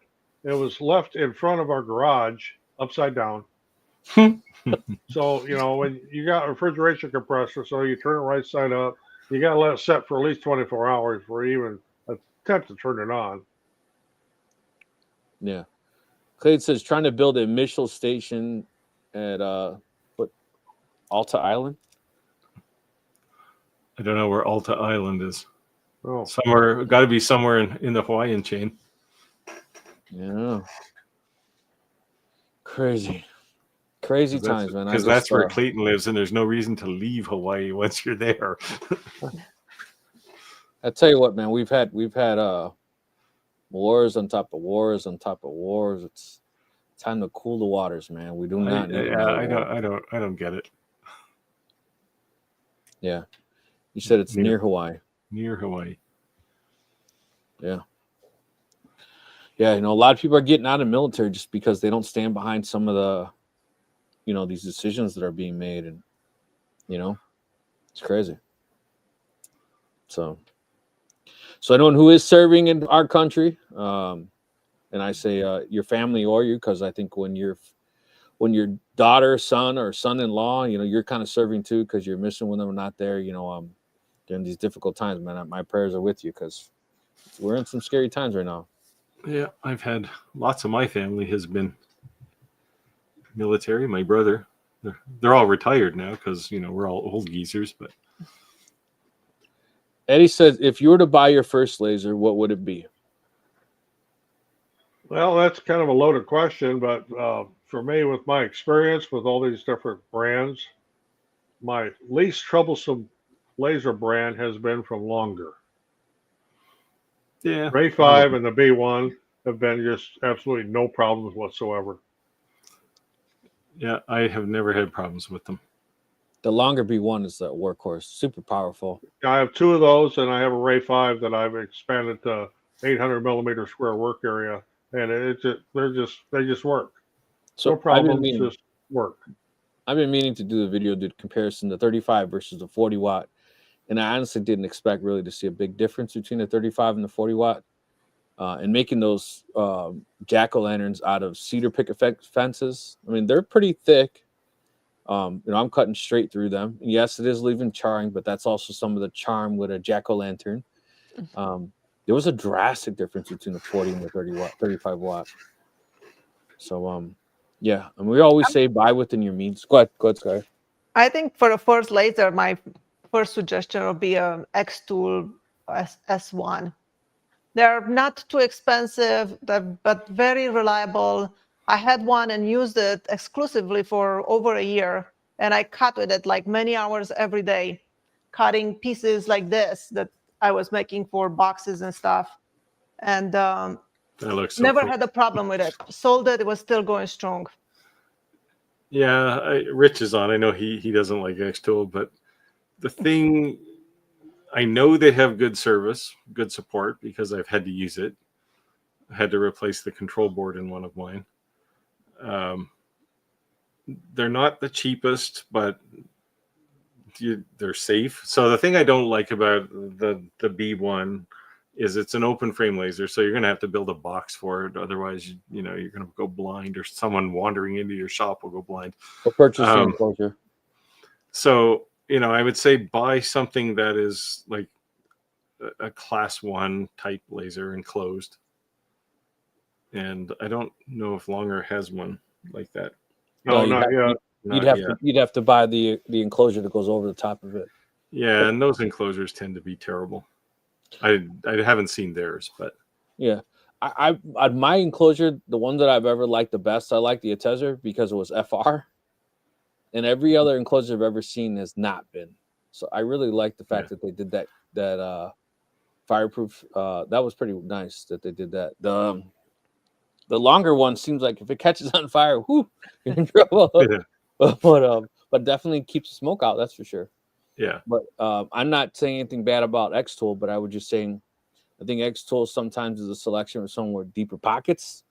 And it's definitely not the cheapest. It's definitely a different investment tier. But maybe you're getting a different quality product. But if you want watts for watts, X-Tool is going to be here, and any other brand is going to be down here. Yeah, I see down in the comments here, Rich is talking about the Lasermatic. That's another good one to start with. I have yet to see somebody complain about the Lasermatic. Chris said my CO2 arrived with mirrors hot glued in alignment with a note saying was only for shipping. Yeah, my CO2s, my mom port came with everything hot glued. Yeah, mine did too. Clayton says my Longer Ray 510 watt is awesome. Yeah, but I have an advantage with using open frame lasers like that because there is absolutely nobody in my shop but me. So I can run an open frame laser, class 4, and not worry about anybody getting blinded or anything else because I'm the only one there. Same with me. Well, I mean, generally I am too. And I mean, if somebody's coming into my shop, I've been forewarned, but I just, even just for myself, because while my laser's doing something, I'm off doing some other project, and you never know, right? I've done that so many times when I was working with open lasers, and I would wear my glasses, my protective glasses, and then I would try to clean through the shop and do something because I don't want to leave my laser unattended. And then I was like, I'll just cut this piece of wood for my next project on my miter saw. And I swapped my glasses for my safety glasses from the laser glasses. And then I forget. And by the time I turn around, I still have the other. I'm like, I'm blinded. And it's like, you forget that you don't have the correct glasses on. Yeah. And it happens fast. I do have a laser burn in the back of my left eye, not from now, from back in the late 80s when I was doing industrial lasers. So it can happen. It can happen pretty easily. The only reason I like open frame laser personally is for the pass through. Yeah. Just most enclosed lasers have some way to what I'm saying is, if I was going to say what was the reason I'd want one, that would be really my only reason. Yeah. I know. But I mean, they're cheaper for sure. Yeah. Right. I don't even have the riser for my P2S because I don't like the fact that it's not as sealed as without the riser. So I have my. They sent me I the never riser, got a and I riser threw for it mine out. either. Like I don't do any rotary stuff on that laser, Yeah, me neither. so I didn't need a riser. So has anyone I actually? do a whole business with risers. Here's someone right here. Have any of you actually ever done or personally owned the Lasermatic? I have not. Rich certainly has. Yeah. Yeah. I Yeah. haven't, but I've talked to lots of people who own them, and they seem to like them. Oh, Steve, I think he's talking to you. Tool? Yeah, I said you're a tool. No, he said he's seen my OnlyFans I'm just channel. kidding. I'm just kidding. You're a tool. War on economy tolls these days. Yes. Yeah. You couldn't say. Yeah, I've been trying to formulate a video around what's going on around this, what it means to makers. I think it's not all bad for makers. So I was wanting to make some type of content on that, and I thought no matter what I said, I was going to anger a lot of people, and I said I was better off just keep my mouth shut, because when you go down that rabbit hole, it just becomes political. Yeah. And I was like, I'm just going to stay out of it. Everybody loves to hate talking about politics, right? Yeah. So we all know Roger's a big Trump fan, so we'll just leave it alone. ATS Woodcraft said Crowley cover works good. Yeah, Trump's right there with reality with me. My official stance on politics is no one who wants to run a country should ever be allowed to. History is not on our side when that happens. Crowley cover works good, but the fans are a bit small. You know, we talked about the air purifiers, right? And having the air filters in when you're indoors. And if you are using a air purifier and you're indoors and it's externally vented, remove the filters. Don't use them. Just use it as a strong source to remove from your enclosure and blow it outside. And if you went to an event that it cannot be externally vented, throw the filters in there. And I'm telling you, we were saying with the enclosures, the longer B1, it has an enclosure. It had negative pressure. Literally, when I hooked up the Adam Craft, it was like, poof, it like sucked it in. Talk about zero amount of smoke inside that enclosure. It is, wow, it's super powerful. So that's all I have to say. Clayton said, I can't wait to see the Galvomatic in action. Yeah, I don't know. Rich, do you have one of these yet? No. Clack in the shop said, if someone comes in my shop, the laser is the last thing they need to worry about. I can relate to that. My shop's more like a mouse maze, and you better be looking down wherever you walk. Yeah. My wife gets mad if I bring anyone to the basement. She's like, did you tell them it's gonna look like a hoarder fest? See, I have people come into my shop, so it has to be reasonably clean. It's always disorganized though. Same with my desk. I've got like stepper motors and electronics and even a coaster. It seems like I get it super clean, and then I take on a bunch of projects, and it just gets like dusty, you know. And then like before I do my next big project, I go through a super clean, but it's just like a constant battle, right? Yeah. Texas of the Star Design said, I started with an Arturo Laser Master 2 back in 2021. I had a Laser Master 1, a Laser Master 2, and those are both gone now, and I still do have a Laser Master 3. Yeah, I had in an enclosure, no less. So the shocking thing here is we all know what a Laser Master 2 was like. This was 2021. This was only 4 years ago. Look where we are now. Yeah. Yeah. When you turn your laser on, it didn't even move. It didn't have limit switches. Remember, mine didn't move. Remember? It was like, why isn't this thing moving? And I had to actually put a command prompt in, then all of a sudden it moved. Yeah, you had to enable it. Turn off the they locked it during shipment. Nowhere in the directions or instructions anywhere did it say we locked this thing. Oh, the Ofuro. Yeah. I actually did a video on that, on how to unlock it and defeat that. Yeah, I think that's how I found you. Nancy said, I want a desktop CO2. Do you think I'll be okay with an Atom Stack Hurricane? I'm scared because they're so cheap. Is it lower quality? Well, if Clack is still on, he can comment on the quality, but go watch Clack's video. it's desktop CO2. You're certainly looking at the Hurricane, the X-Tool P2S, the Alltech Thank you. one. There's a few of them. Nancy, my only advice to you, and please take this the nicest way possible. If the real only reason or your real only heartburn with the mom port was lens alignment, I think that's CO2's period. So the struggle will not be removed. So I think if you're going to stay in the CO2 lane, that's something you need to master. Having said that, this is one of the reasons why, I like the X-Tool. They have a laser alignment process built into XCS. And basically it's about as brain dead simple as you can get. Is the beam going through the hole in the next mirror? Yep. Then okay, it's aligned. It shows you exactly, move this screw more this way, or if it is out of alignment, if it's not going through the hole, then they walk you through that repair remediation process, and it's as simple as it can get. I mean, you still have to do it. You still have to know how to align. Right. Well, you have to align. You don't have to know what's happening when you align, because the software is telling you what to do. But just know that's just a maintenance thing with a CO2 laser. CO2 lasers they have maintenance. That's just how they are. Yeah. I just said, Jack, you saw my shop on live. It's clean most of the time. I can't say that about mine.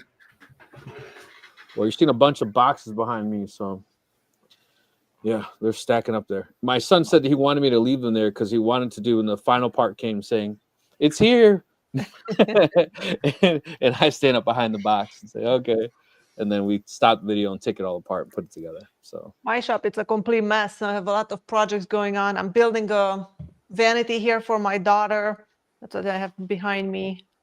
Lots of lumber for boxes and stuff.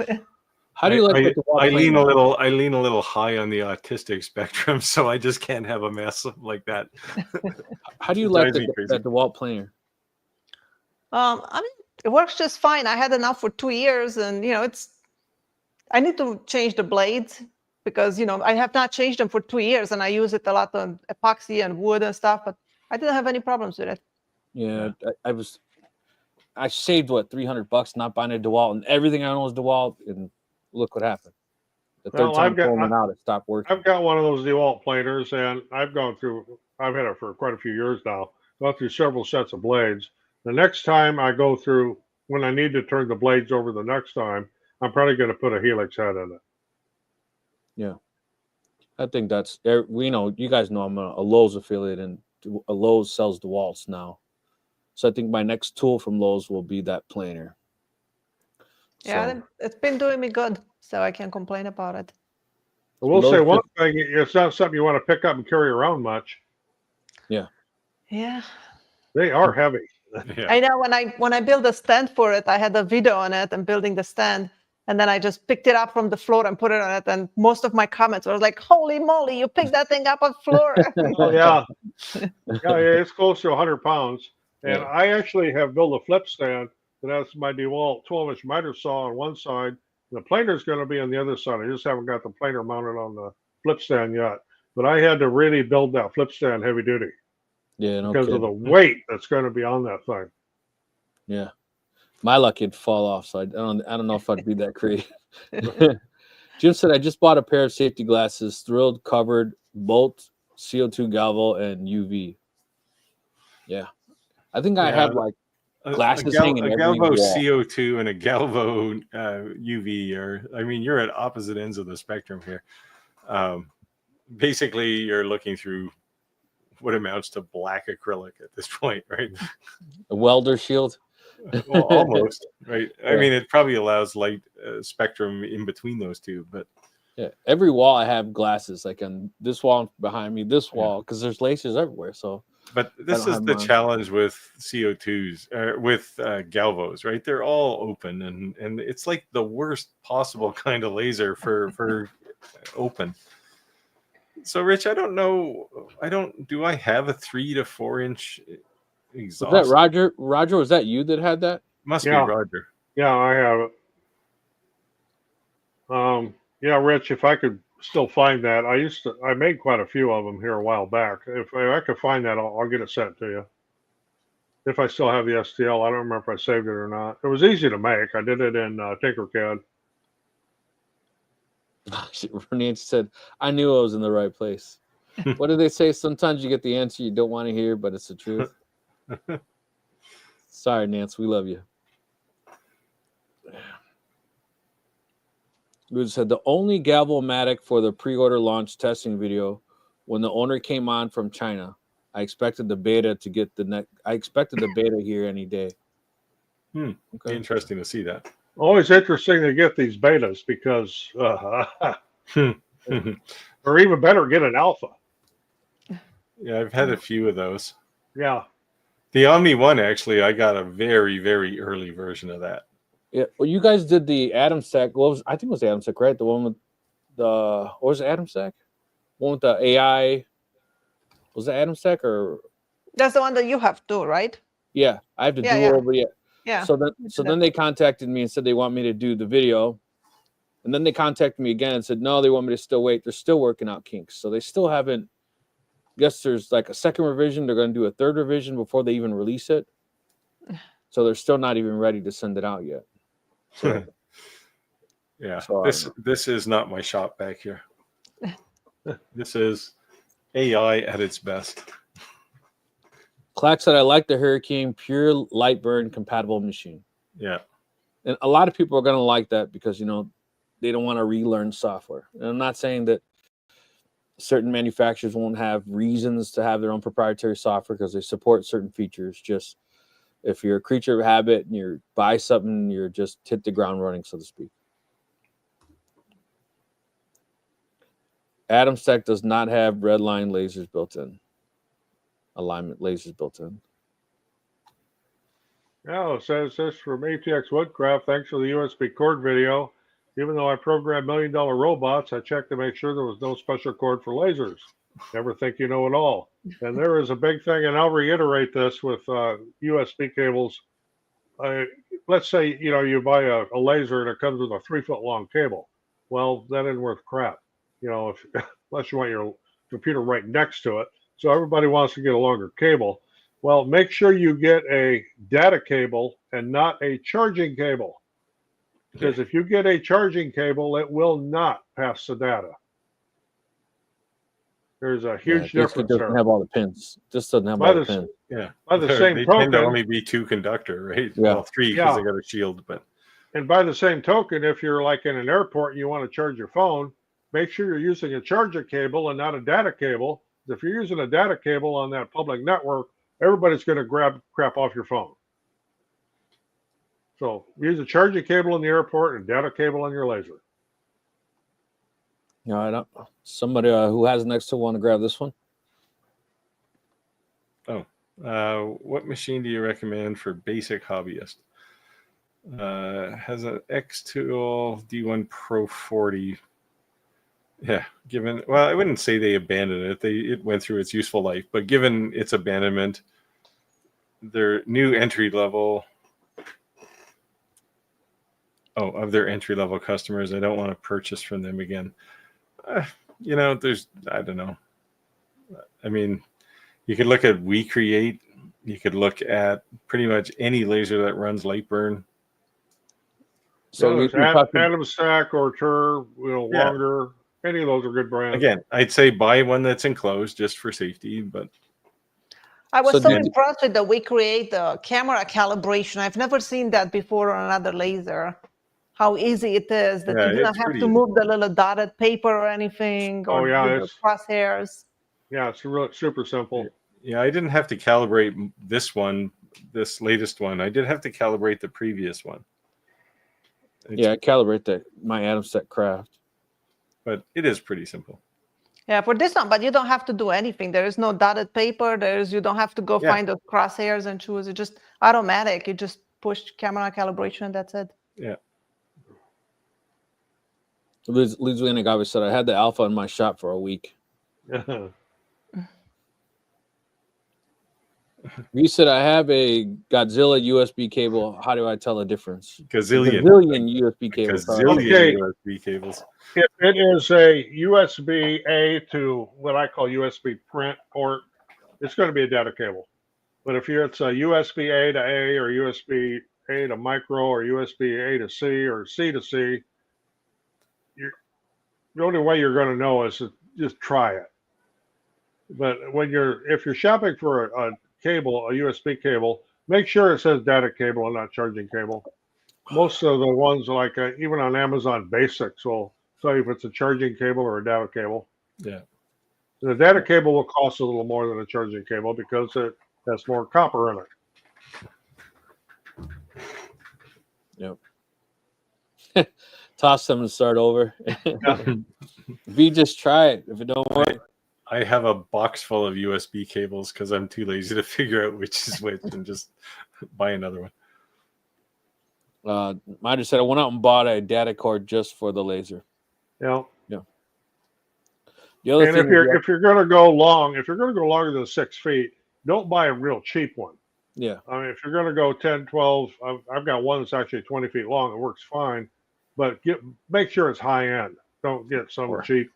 Yeah, like a cheap belt Or pin. buy a laser that's Wi-Fi. Although you can't use Wi-Fi on Lightburn. The other thing is that if you have to run, you could always buy like a USB hub that's powered, and you can throw a couple extra juice in there so you don't have that problem. Because if you start getting a longer cable and you just start seeing your laser time out or just all of a sudden getting screwy, it could be because it's not keeping up with the buffer. It's like it's not receiving the data, communicating fast enough. So just keep that in mind. Any opinion on how do you even say this? Gwiki? Gwiki. M3, they have their live stream yesterday. This Never is their heard of new it.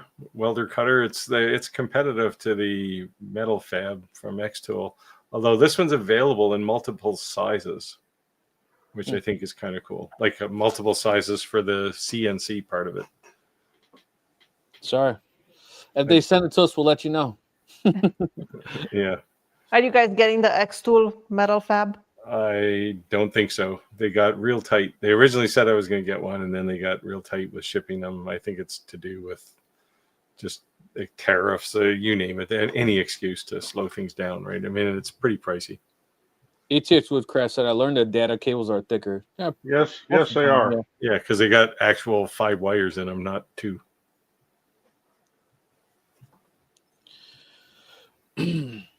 Not all data cables are equal. Get a good data cable. That's what I said. If you get Spend your money. Belkin's a good brand. Yeah. They've been around forever and ever. Make sure the connectors are gold plated. I actually thought I had one laying here on the table with a ferrite core on it, but I don't have one here on this desk. Yeah, Don't go to sometimes. Five Below and then get mad that it doesn't work well. That's all I'm saying. I bought a cheap laptop to keep at my machine. Use OneDrive to sync from one design to Yeah. I do the same thing. I went to Best Buy. I said, "What's your cheapest laptop?" And the guy was trying to something like, "No, literally, I'm just trying to buy your cheapest laptop. Not like I'm being cheap. I just need the cheapest laptop you can." It was like 300 something. It works great. That's all I need it for. But the only thing I will say is that Lightburn sucks on a little tiny monitor because the way it does the tables. Yeah. So I haven't. Since then, I use an external monitor, and my world's been Just great. set the machine into remote mode and just virtual machine into the or just VNC into the thing. remote access. Yeah. Just I have a Mac as my normal, and that's me too. Yeah. For things like V-Carve, if I'm doing CNC, that I run on a virtual machine on my network. And I run Nextcloud to migrate. I don't shove things out to the public cloud to sync them. Herb said, "Wow, all my favorite people are on here." He's not talking about you, man. Oh, what are you gonna do? I'm not sure he's talking about any of us. He's probably talking about V and Clack and Rich. I use a $100 mini PC with a 20-inch monitor for the CNC. There you go. Exactly. Yeah, I do the same thing with the $100 PC, but I just don't have a keyboard or a mouse or monitor on it. I just remote in. Dale said, "What CAD program do you guys use? Been looking for Plastic City. Any good?" This is a sore spot with me this week because I've been fighting with AutoCAD or Autodesk about the price of Fusion. I use Fusion right now. I've used them all. I haven't used this one, ironically. I've looked at this one, and I don't know. It just seemed a little uninspiring, we'll say. But Tinkercad's fine if you're looking for something free. The latest release of FreeCAD's not too bad. That's probably what I'm going to switch to from Fusion. And I actually use Tinkercad 99% of the time. I do use FreeCAD a little bit, but learning curve on that is. Yeah, well, that's what I thought until I got to version 1. They finally got after 5 years, they finally got out of beta mode, and they released a version 1, which is actually okay. So, but if you're using VCard, can't you just upgrade to Aspire and it would do both? Well, you can do basic 2D design in any VCarve. No, but what I'm saying, if you had Aspire, wouldn't you not need a CAD program? Well, that's a bit of a simplistic view. That's like saying you don't ever need a graphics tool if you have Lightburn. Okay, fair enough. Right. Touche. You can do a lot in Lightburn, but hey, you can't do everything. Right? Yeah. Okay. Nancy said that she bought a 27-inch monitor for her lab. Man, that's a monster. It must mine be one are of those curved 36. ones. It's one of those curved ones. Fusion Hobby and VCarve. Yeah. Use Aspire. Yeah, that just so people know though, the hobby version of that or something like SolidWorks, you can't really use. Well, can't. I don't know how they'd enforce it, but you can't really use those for commercial work. We're not supposed to, right? Yeah. Yeah. Like I said, I don't know how they'd enforce it, but it's, I guess they assume people are going to be honest. Yeah, it looks like most people are saying Aspire. They use Aspire. Well, they're saying Aspire is primarily for 3D stuff, 2.5D. Like VCarve Pro is good. Even desktop, you can do all the same design stuff in desktop. And you can do a lot of cool things in Blender too. I've played with that. Now you want to talk about learning curves? Wow. Yeah. Pretty difficult. Yeah. Well, there's a learning curve there, but if you're doing something that's just not too complicated, Blender's kind of a cool tool. Yeah, I've played with it a bit to do. I know enough Blender to do exactly what I need to do.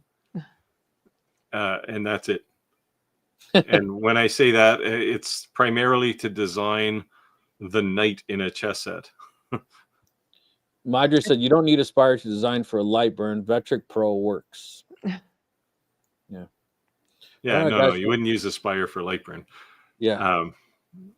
It's so the reason I use something like a true CAD tool is if I'm building anything, I want to build an assembly so I can put it, if it's got multiple parts, like it's a box or something, I want to put it together in virtual space and know that everything's going to fit before I go and cut it out. That makes sense. And that's the thing a real CAD tool does for you. Have you heard of this Nomad Sculpt? It said if you have an iPad, I really like Nomad Sculpt. Nomad Sculpt. Never heard of it. I'm going to write it down. Check it out. Well, guys, looks like we just hit time. I just want to thank everyone for joining our live today. Quite a few people jumped in. Looks like we had some regulars come back we haven't seen in a while, so it was good to see some of those regulars come back, and appreciate all the questions and those who did join our Facebook group today. Thank you. Although it says, just before your review on Pixie, great job on the video. You sold me $291 for 3 watts. No. There you go. Well, yeah, you can. Yeah, I would say don't get the 3-watt one. Really get the 10-watt one. I think it's a little over 300, but it's definitely better. Yeah. So thanks again for joining, guys. You guys want to say anything and close out? No, this was a good break from all the stuff I've been doing this week. So Well, as it was for me. We'll see you guys next week. Yeah. See Yep. you all next week. Thanks, everyone. when you're Good ready night, to buy a everyone. CAD tools or a CNC, Skyler, let me know.